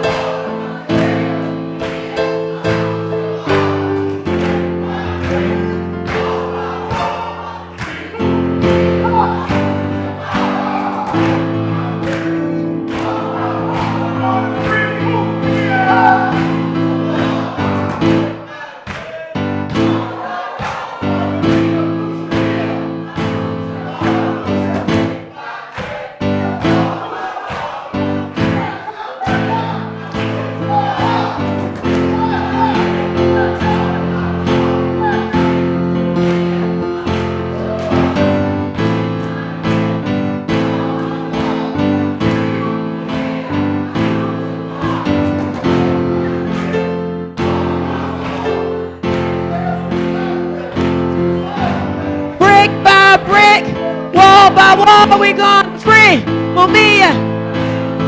We going to free, Mumia. We going to free.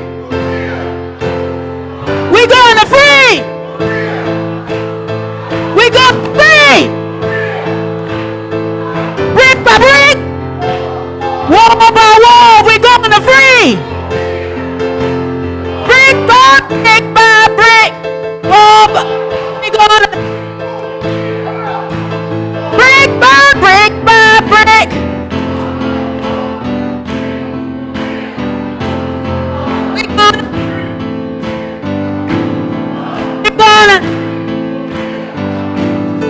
We gonna Mumia, Abu Jamal. We gonna Mumia, Abu Jamal. Jamal. We gonna free Mumia Abu Jamal. We gonna free Mumia Abu Jamal.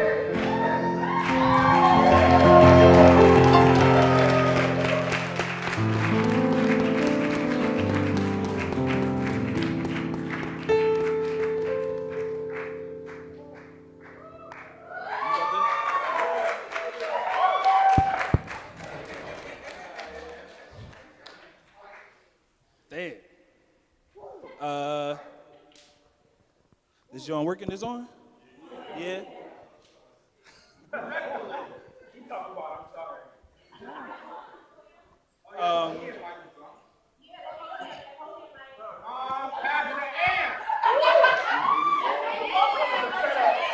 That was the setup. That was the setup. Minister Ant. Reverend. Come on, Reverend. Minister Ant. I'm getting out the way real soon. As you can see, I wasn't really giving him the mic at that protest just because he was older than me. As you can tell, yeah, I'm saying it was really solid. All right, so my goal really is to move us into some collective conversation. I do want to connect some of the pieces that were presented to us a little earlier.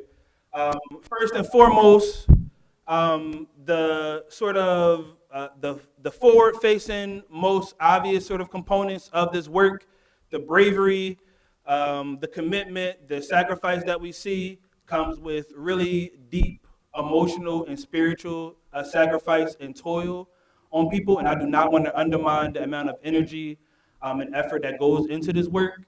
And yeah, for some of y'all folks, y'all been in this for a long time, you know, and we need moments like this to highlight the struggle, but I also want these spaces to also be open for y'all to also be okay with the fact that it was very difficult this entire time. It is extremely difficult. And just for the two folks that just mentioned me, I just want to say for Mama Pam, when I first came home the first time in 2020, I was on 24-hour house arrest before I got moved to work release. So I was in my house every day for 24 hours, as the name implies.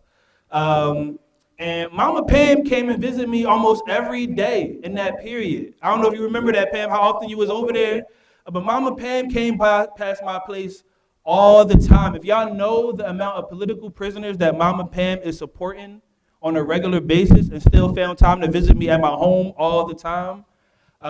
So I don't know if I have ever like really appreciated you publicly for that. Woo! But yeah, I just wanted to do that publicly real quick, even if I said that to you in private. And this is sort of the element that I really want us to get into, the sort of, as we are moving through talking about political prisoners, thinking through like how does this intersect with all of the sort of portions of our life? Because all of it isn't in the streets. Of course, that is a very important component. But what is our relationship to political prisoners and prisoners in general when we are out of the streets? What does our commitment look like? What does the toil look like? One of my co-defendants is home. I'm not going to say her name, but many of y'all know who she is. But I still have one co-defendant currently incarcerated by the name of Khalif Miller. With me real quick, y'all say free, free, free Khalif. Free, free, free Khalif. Free, free, free Khalif. Free, free, free Khalif. Free, free, free Khalif. Free, free, free Khalif. Free, free, free Khalif. Yeah, Khalif is still incarcerated. He's been incarcerated this entire time period. I had myself and the other person had enough time to come home, I'm still on probation, but one person had enough time to get off probation, finish house arrest, finish all of that, while Khalif has been in prison this entire time. And on top of this, we're talking about the ongoing struggle to free our elder political prisoners. They are creating a new class of political prisoners as we speak every day. For folks in Atlanta, for protesting against Cop City, as we know, some of those comrades are 24, 23, 22, right? And if you know about the ages that our elder political prisoners that are now, they were not elders when they went in They're spending their entire livelihoods incarcerated, and this is the most hurtful part for me, right? Mumia has been incarcerated since before I was alive. I had opportunities to go to school, get kicked out of school, go to college, get a job, quit my job, go to another. I had all of these life experiences, different relationships, things of that nature. People are having children, people are having grandchildren, and this entire time period, Mumia is in the real belly of the beast. And there was one time, I believe it was Mark Lamont Hill did a show with Mumia Abu Jamal for a little bit, and he asked a question that sort of like implied how Mumia would feel about being in prison, and he took it back, like, I'm sorry, whatever. And Mumia was like, no, it's all good. I mean, in many ways, we are all in prison, and in this age of deep capitulation, right, deep cowardice, deep inability to speak about the things that must be spoken about, Mumia has never shied away from any struggle on the planet. There is no struggle that Mumia knows about that he has not talked about. You cannot talk about the Congo or Sudan or ATL or Ferguson or Palestine or Yemen, all of it. Mumia has spoken about all of it. You ain't never hear Mumia say something like, oh, I can't talk about that. They might throw me in solitary. People don't understand what sacrifice is. You ain't never hear Mumia say, oh, they might move me again.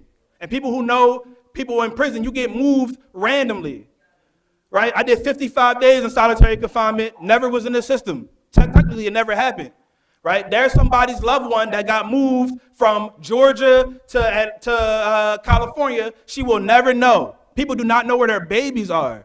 This is a real consequence for prisoners. You have never heard Mumia say, I will not talk about that because that might happen. And here on the outside, people are, I don't want to lose my job. I don't want to lose this. I don't want to lose that. People do not understand what real sacrifice is. And this is the most incredibly hurtful part, because the people who are always most vulnerable are always sacrificing the most. It is the undocumented so-called immigrants themselves who are at the forefront of that struggle. It is the Palestinians themselves that are at the forefront of that struggle. It is people in Sudan with Palestinian flags while they are facing their own genocide, showing us what real solidarity looks like. We don't know what real solidarity looks like because we are not willing to put up what it costs to live the lives of people across the world. Real solidarity says your life is as valuable as mine. And until we really embody that, Mumia will not be free. So, stand at that pulpit. So, first and foremost, I want to thank my elders in the room.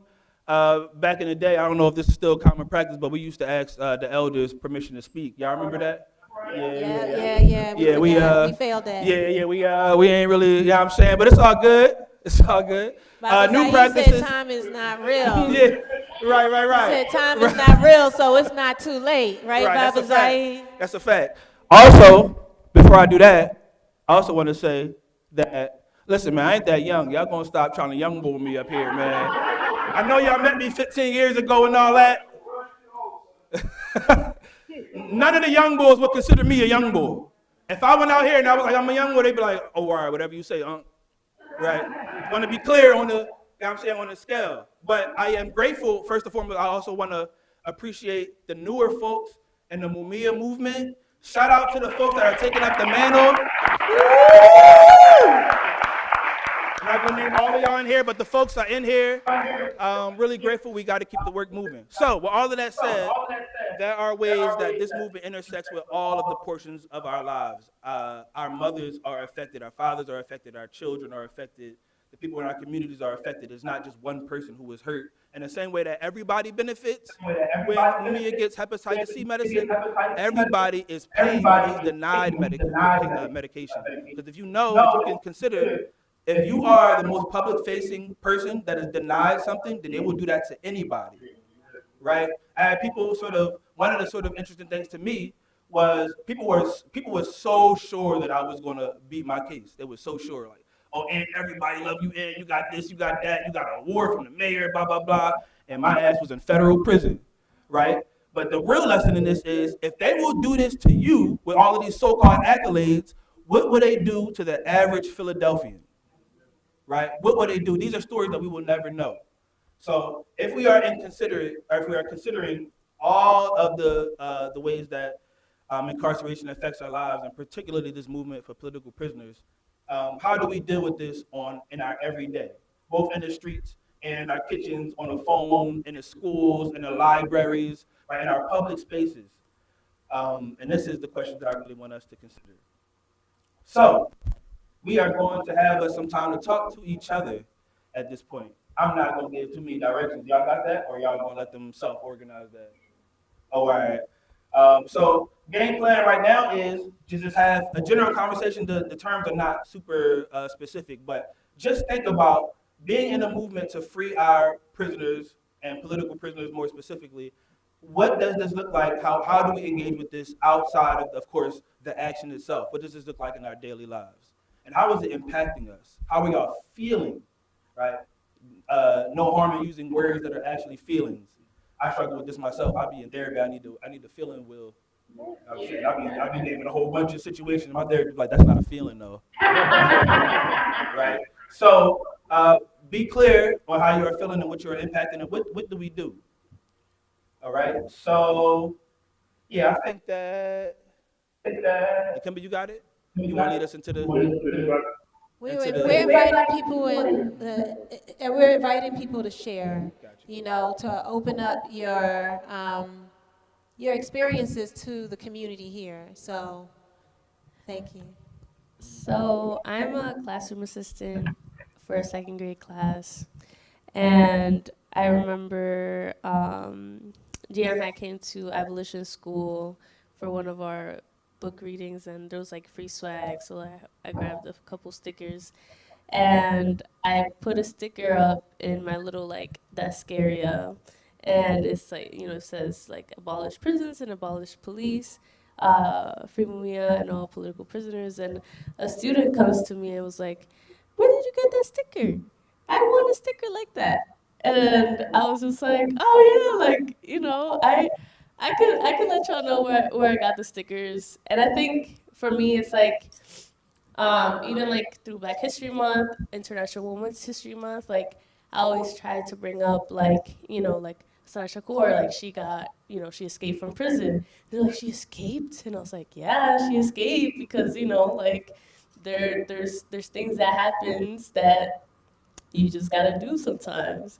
And, it's just kind of like sparking their curiosity and thinking beyond the systems that are placed and that they need to think about, but, kind of breaking them out of that. Is my daily struggle and how I interact with the world and like, my job and the kids. So yeah. Thank you. Long live Sekou Odinga. Long live Sekou, who broke Asada out. Hi, I'm Dr. Maurice Henderson. I'm the president of the National Men of Color Association. So I'm so proud to be here. One thing I want to say, when the MOVE incident happened, a lot of folks turned their backs on MOVE. So I had a call from the movement, and they said we need to take them on tour. I was the first person to take them on tour to speak about what actually happened.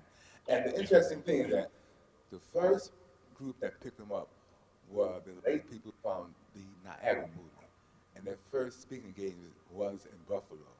So it didn't happen in Philly, didn't happen in Pennsylvania, it happened in New York.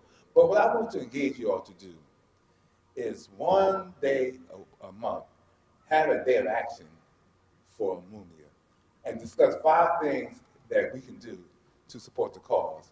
And so today, it's going to be important for you to contact, email, post 5 things to 5 persons about what they can do to support the movement. It's really, really important. There's a lot of things that goes on in prison that's unreported. The stabbings, the knifings, the muggings, a lot of things is unreported. So the thing about this, try as much as you can to get this on prison television. So I didn't know I was speaking at Grateful Prison. And then I was in New York. Here you go. You so popular. I said, how you know about me? Here you go. Prison television. You know, so see if this can get on prison television. Okay, thank you. See, that's what I'm saying. That's how I became popular in prisons. Prison television. I get all kind of letters. I don't know them folks. Prison television. All right. Thank you. Greeting relations. My name is Marlene.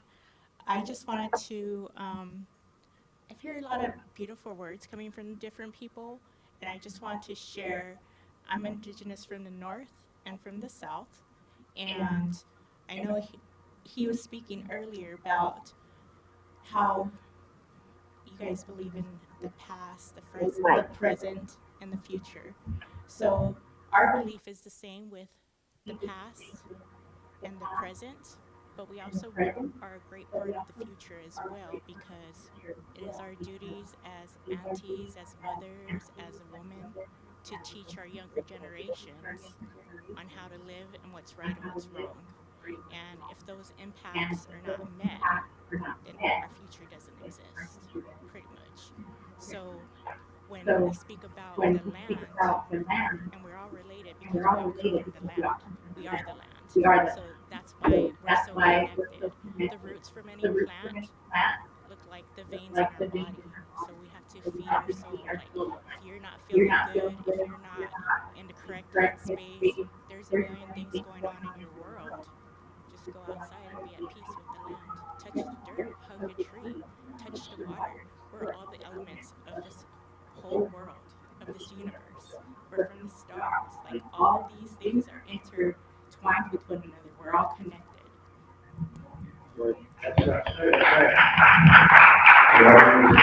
Oh, I thought that was a hand. My fault there.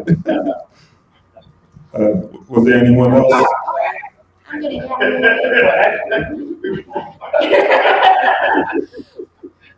But I wanted to speak a lot, speak for a moment just about, what it means to actually be in solidarity and understanding, like, the struggle of political prisoners and, like, abolition in general. I am a doula. I do full spectrum doula work, and I'm just coming off of Black Maternal Health Week. And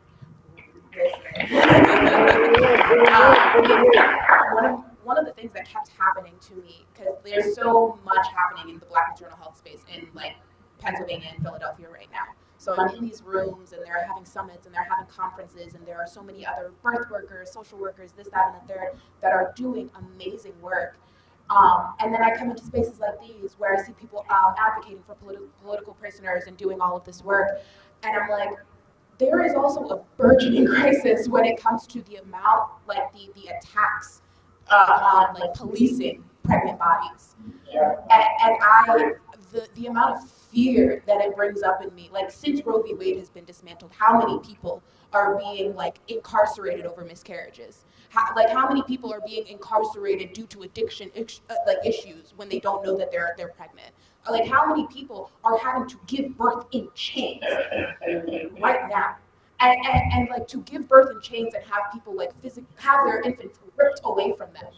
And to, like, be in rooms where I am, like, working with birth workers who are doing or subsistence programs that are, like, helping people find ways to, like, cart like, milk up a hill at a prison because they can't actually be in physical contact with their child. And, like, there is so much work that needs to be done to mend the wounding that incarceration does to our pregnant people, to our Black pregnant people. Oh my God. And so there is a lot of energy coming from Black Maternal Health Week into this movie that is just, like, really, really invigorating me, which is really powerful because the amount of fear that I've had about what is happening right now, and, like, this is able to move that and to transmute that into actual action that actually helps people. And so I just want to give thanks for, like, this moment in this space. I want to just think about Mike Africa Jr. and Debbie Africa, who had exactly that experience, and Debbie Africa, and yes, and Asada, who had Kukua in prison, so yeah, that happens in our communities and amongst our revolutionaries as well. Because you named an emotion, you named fear. And some of that, I feel fear and I feel anger around the, so Akimba spoke a little bit earlier about the necessity of identifying our victories for feeling like we can win. And some, yes, indeed. And this is so imperative. However, some of my fear is around we mistake the wins for the goal sometimes. And this is often deeply troubling. So I struggle between, for example, you read that Leonard Peltier comes home, right? He gets out of prison. Free Leonard Peltier, of course, right? Free Leonard Peltier, right? So he comes home, but he is on probation. He's on house arrest. He can't leave. So people are celebrating the freedom of Leonard Peltier. And I'm like, that's not freedom. Do y'all know that Mike Africa's parents are free in a sense? Right, and this is sort of the trouble that comes with like the long-term movement where you are constantly trying to expand the horizons, but if you don't accept the small victories, then people, are demoralized. So this is a very difficult conundrum to work with, right? But if somebody said I'm free, I'm free. I'm freer than my co-defendant Khalif. I'm 100% more freer than that, right? But I've been out of the Eastern District of Pennsylvania 4 times since 2020, right? This is the extent of my travel. And if somebody was to call that freedom in another context, then you would say, no, that's not freedom, right? And contextually, you could have been in federal prison, so you're free in that context, right? But so Mumia is, the victories concerning Mumia is a very hard struggle for me. Generally, because Mumia is not free until he is 100% completely free. And I just wanted to identify that around not mistaking the wins that we desperately need for the goals that we are trying to do, which is our collective liberation, and to not sort of engage in a misnomer that any carceral relief can be considered freedom.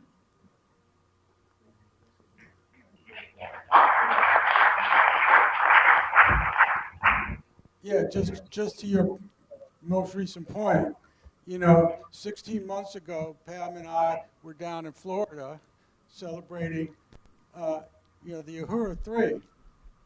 But last November, we were in Washington, and Chairman O'Malley and Jesse Neville and Penny weren't there.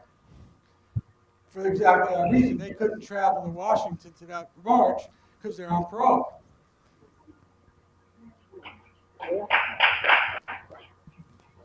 Right here.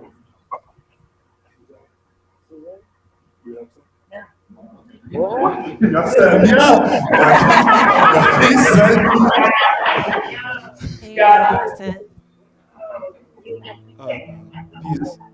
Peace, y'all. I just want to say something that in this context, regardless, in particular with political prisoner support work, and that's how I actually met Yane about 5 years ago. It's been a little while. And seeing that happen, seeing the work of folks engaged in the long-term work to free all of our prisoners, free all of our political prisoners, seeing after Alexa flood and the people of Gaza breaking down the prison door there, and then people here rising up to some extent to support that, and seeing the strength of the hammer under a Democrat, right? And under all these liberal, quote unquote, liberal and progressive mayors and university administrators come down on those, on protesters and people in the encampments all throughout, and seeing my comrades and friends and others both face off against the police and turn the police around, police in SWAT gear, and refuse to be moved, right? But also seeing people be slowly degraded over time. People lose their spirit, people lose their mental kind of, people break, right? And feeling, I guess the feeling the feeling that I have is one of, that I'm sure many of us feel a lot of times, which is helplessness. Well, like you see the people that you're fighting with fall off and break. And I just say that because I think that this space, maybe I'm biased because I'm part of this Church of the Revolution as well, but I think that I need at least, and I hope, or I imagine that a lot of us need more spaces in our movement, more spaces to, yes, think strategically and be very serious and assess the wins and assess the losses and assess where we are in our movement, and understanding our spirit and our ability to actually continue. Because as we understand this protracted struggle, we also understand that we are human and that we need to be able to continue in that protracted struggle. And a lot of times that means, as Ant was saying earlier, sacrificing our comfort, because actually a lot of times this world leans us into these sort of creature comforts and all these other different forms of commoditized comfort that in the long run alienate us and break us apart. And it's only by actually giving up the momentary comfort and releasing ourselves into the movement, right? Releasing ourselves into fellowship and into comradeship and camaraderie with the folks in this struggle, that we actually develop the strength to continue on. Right? And I think I've seen that in my own life. I mean, I grew up in church. I've seen that in my, different contexts, seen that in the lives of my mother, my grandmother, right? The ability to give up yourself to something greater than you, right? That might not be for us in this space, Jesus, right? That might not be what it is, but we have to think about, and he was, exactly. But we have to give ourselves up to something greater than ourselves if we are going to bring down these systems. If we are going to bring down those walls, that requires strategy and strength. But the power of the people, right, Mama Pam, is not just that. The power of the people is also in that shared spirit that we have together, in our ability to fight for ourselves. So I was always that person in church that everybody would be standing up, and my mom and my grandpa would be hooting and hollering, and I would be like, God, I can't stand that. Right? But we have to be able to get up, because if I'm not able to step into that uncomfortable space and release a little bit of my inhibitions, right, and release a little bit of that, right, then how are we ever going to build together, right? And I think the biggest thing that the imperialists, the capitalists have on us right now is they have the ability to capture our attention 24/7, right? They, with that little phone, with the screen, with the internet, they are able to colonize our minds much deeper than they were before. And so it is more important than ever that we have spaces like this, and that we create spaces like this in all of our movement spaces, right? Even when we're out on the streets and creating that opportunity. So I'm saying this because I'm challenging myself as well, and I hope that you all will sort of take that up, whether it's through Church of the Revolution, whether it's through the marches, right? Whether it's through the rally this Friday, right? And all these other spaces, to both use those as strategic points to actually fight, but also use them as points to build up our collective spirit, to build up our collective camaraderie that will allow us to actually sustain that fight long into the future. Right on. Hey, I want to come right here and also want to offer opportunity. All right. So I want to offer opportunity for those too who may not formally be in an organization to offer, whether it's an answer to the question or just your thoughts about anything in general, what's going on right now, just your thoughts about the movement in general. I just want to open it up for any thoughts that you guys may have. So please, I want to come right to y'all right after we come here. So, I'm in my 89th year. It's hard to say it. My 89th year.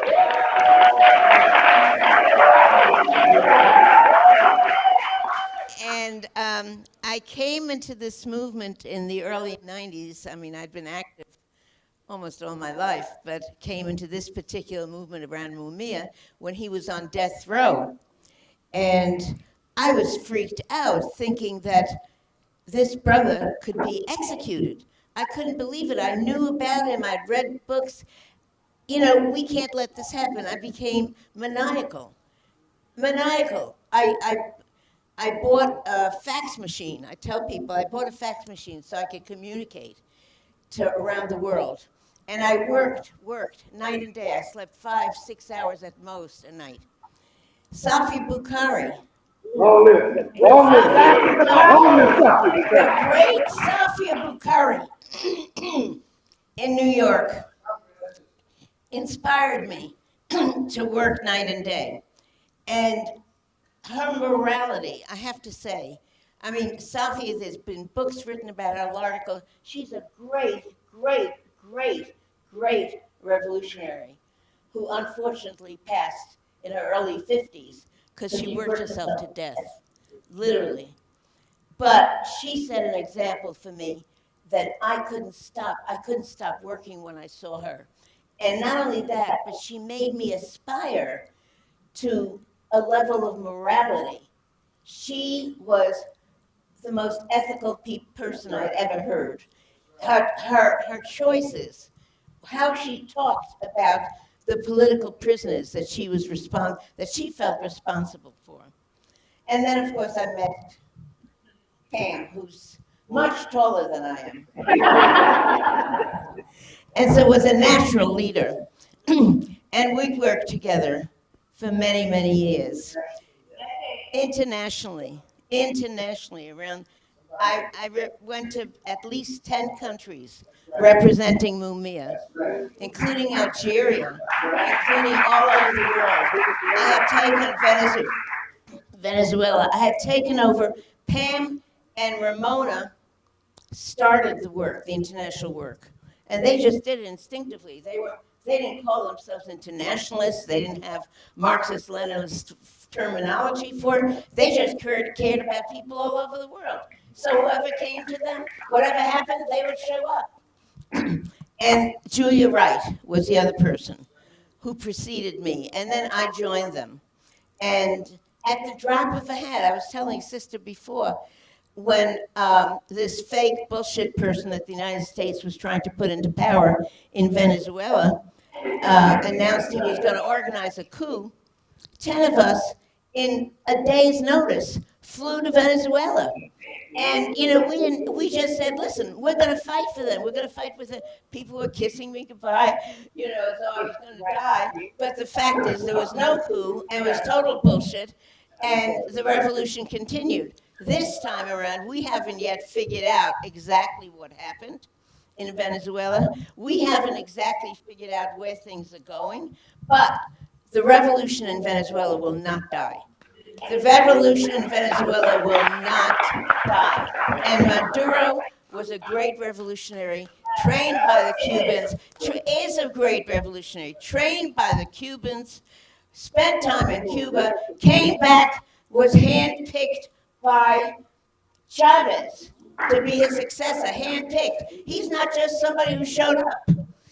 And his courage and his vision and the building of the communes, the sister was talking to me, the building of the communes in Venezuela is an example for the whole world of grassroots organizing.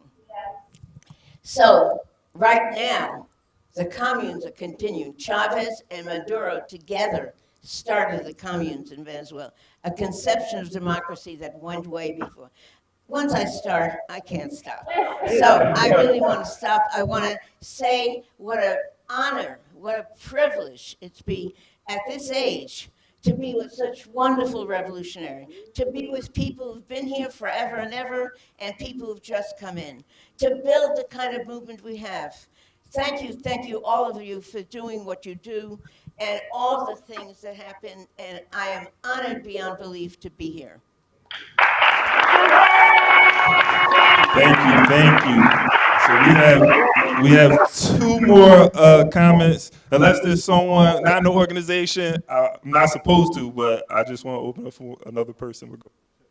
Hi, comrades. I apologize. I am in an organization, but it is what it is. As it goes.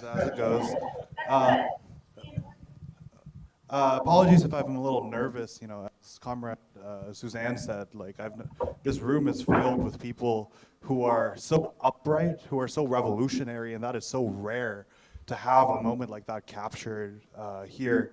I just really want to make 3 points.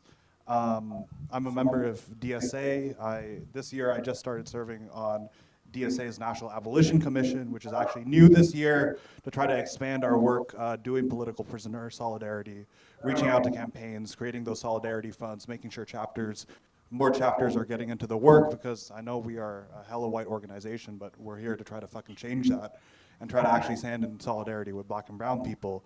In the course of that work recently, I've had the privilege of working with organizers in Prairie Land, who have been working with the Prairie Land defendants, who were charged with quote-unquote raiding an ICE facility that includes members of a lot of different organizations, that includes one DSA member who is currently in prison right now. I just want to say, the South is the future, y'all, right? Those Southern organizers, like, those are the future.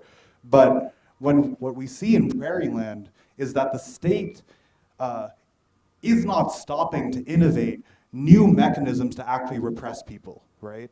They're using presence or leaving signal chats as a means of saying that you're a part of Antifa, that you are a terrorist, right? That's the reason they're putting these people who are not even there, right, at the site of the fucking protest in prison. So the state is creating new legal mechanisms and new legal apparatuses in order to actually repress the movement, this new movement that is bubbling up for the first time in a long fucking time, right, since COINTELPRO, since a lot of that historical memory was wiped away.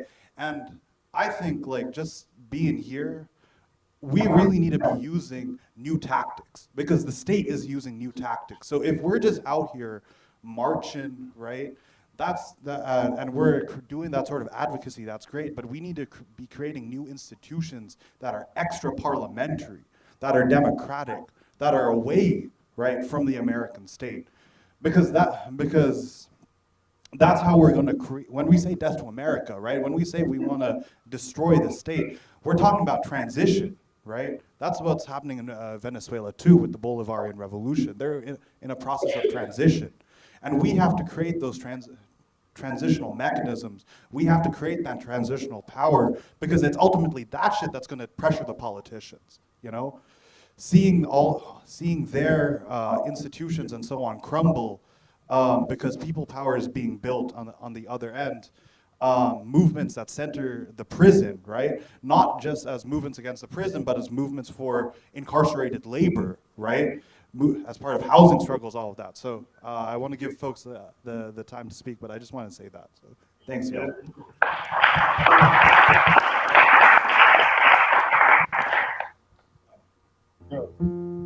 Yeah, I'll be very brief. I just wanted to sort of piggyback on the young brother's comment about just, being in the church and encouraging. For me, I'm always trying to encourage those who are not in movement spaces, people in my everyday life that are, they're just lost in a good way.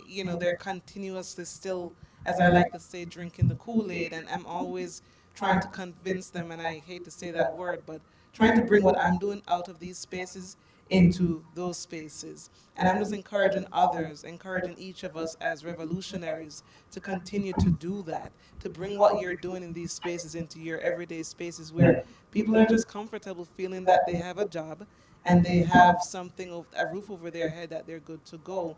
And they sometimes think there's nothing that they can do to change the situation.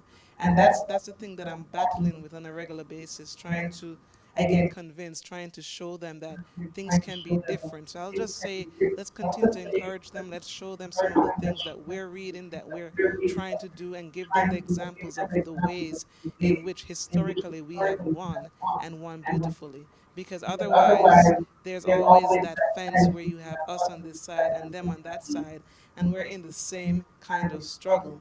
And so for people in this point to feel so hopeless because we have a crazy person in office and people are constantly saying, well, let's go somewhere to Canada, or let's go to Switzerland, or Holland, where you have more black people, where it's comfortable there to live.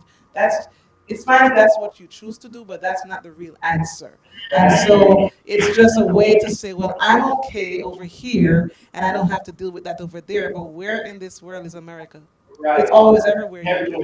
So I'm always encouraging us to let's really continue to throw at our loved ones the things that we're doing and reading, and just pray for them, and just hope that one day they wake up and join us on this fight, and not just sit in the back and feel like, yeah, that's what you're trying to do. And let's lead by our examples sometimes, and not so much by our words to influence them. Thank you. Now, we're gonna have we're gonna have one last comment from our sister here. You can turn the camera, and please go ahead. Hi, I just wanted to piggyback off of what the gentleman said as well. So what we do, and if you guys remember anything today, I would like you to remember this. Call your spirit back. Because as organizers, as coordinators, as people, as everything that we do throughout the day, all these different energies and spirits are all transferable, and your body absorbs this, right? So take that time as soon as you get up in the morning and that sun's shining. Give gratitude, take your peace, say your prayer. Thank you, Creator, for bringing me into this space. Give me the right words to share to our people, to do what we have to do, the strength to get through the day. That's all you gotta do, that's all you gotta say, and you'll be at peace. And everything will come easier after that, because not everybody does this, and everything becomes heavy. Just know everybody's going through something too. Thank you. That's a wonderful final word. Now, I have a really important question. Who's hungry? Okay. So we want now. There's gonna be, if you go downstairs, there's a bunch of sign-in sheets down there where you can make sure that the Mumia campaign, the campaign to free Mumia has your information so you can stay involved. So please make sure that you stop and put your information on those sheets. If you are interested in coming to future Church of the Revolution services, you can just RSVP on the code here, and the bigger one, the bigger QR code. You can use that code. It's also on the computers, and just scan that code and sign in, and then we'll be able to send you information in the future so you know about future services. They are first Sundays at But right now we want people to eat, so please go downstairs. There is food for you, and go sit with somebody who you don't know. There are these amazing elders here. Please take an opportunity to soak in some of the wisdom and the experiences that those elders have.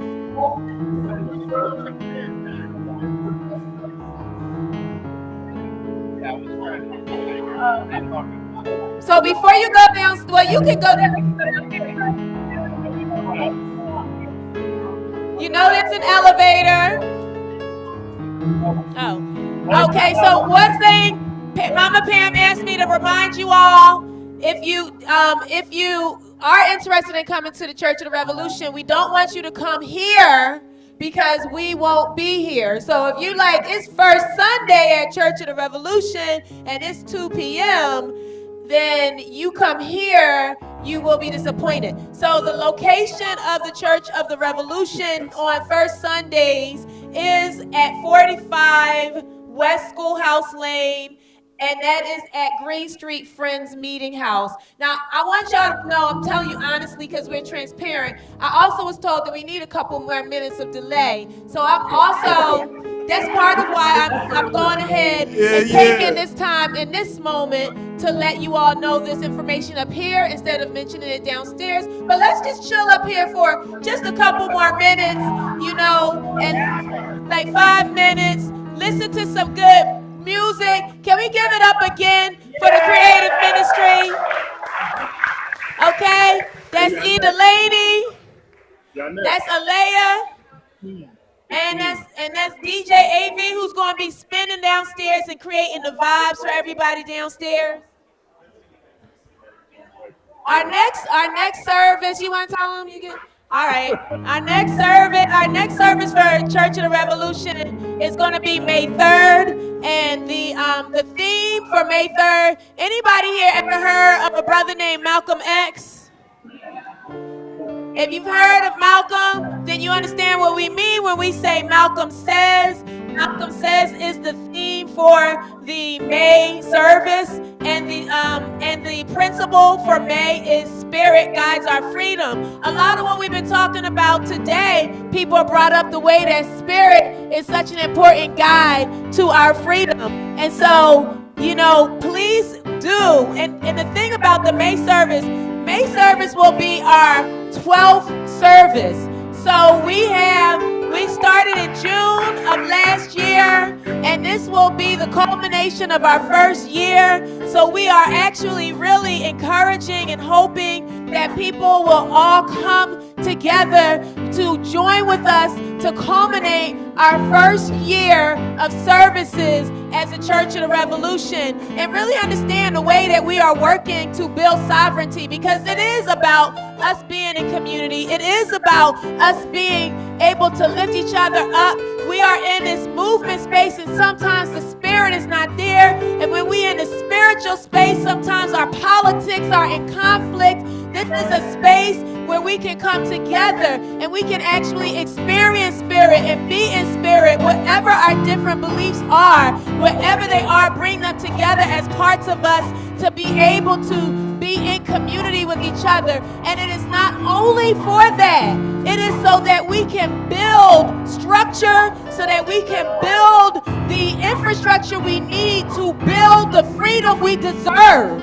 We need each other to be free, because none of us are free until all of us are free.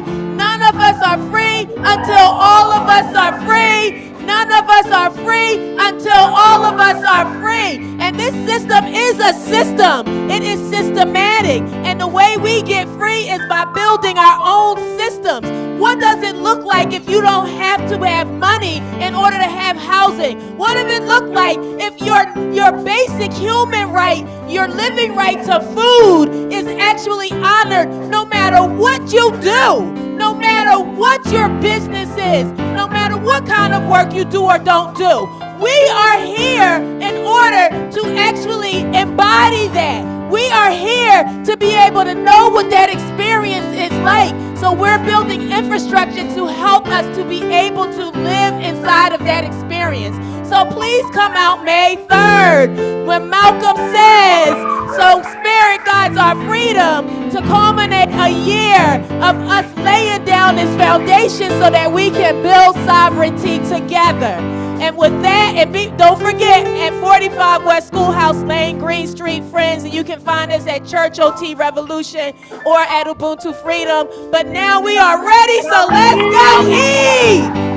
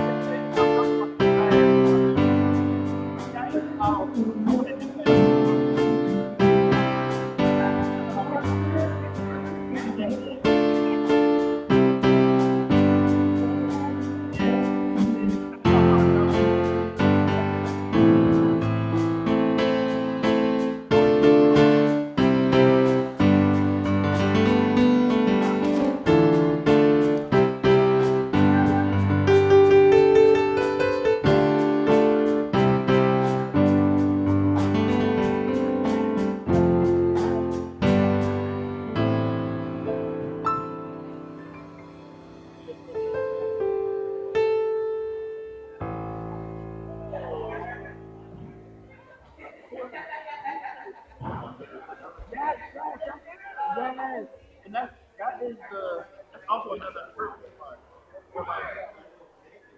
Once you become a political You like to read, you like to yes, yes, I can read and write.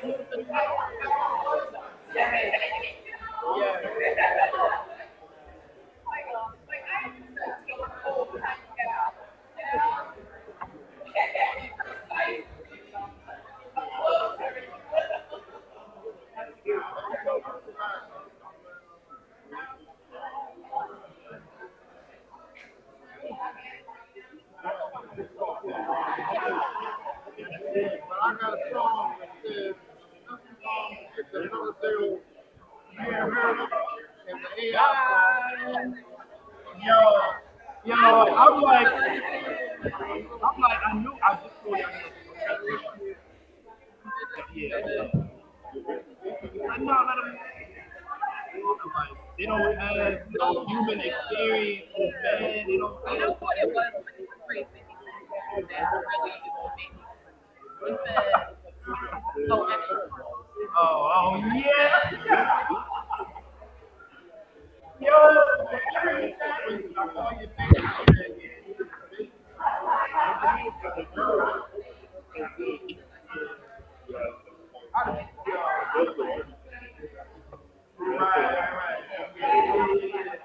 like this.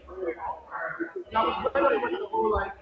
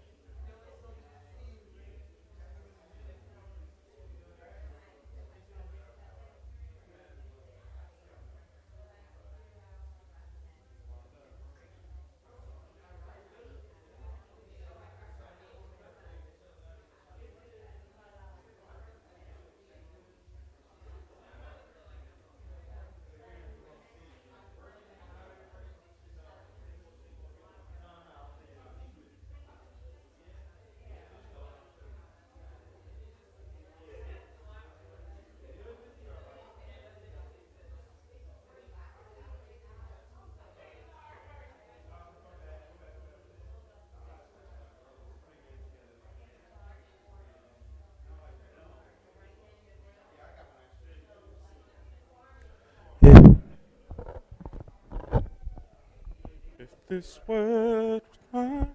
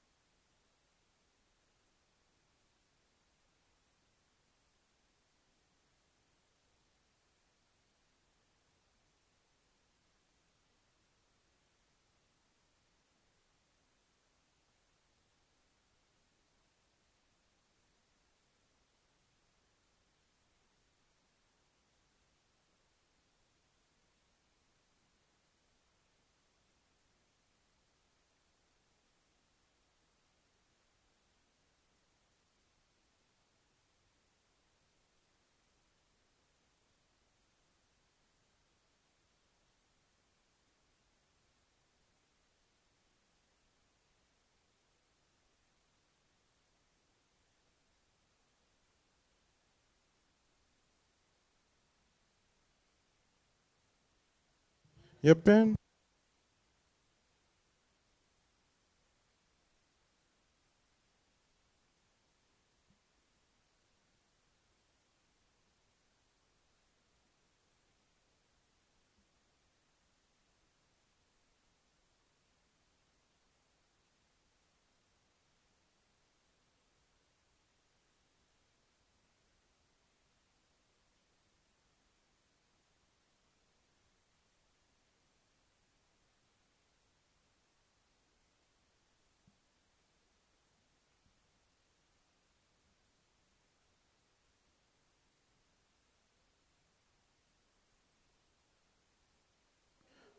Yeah.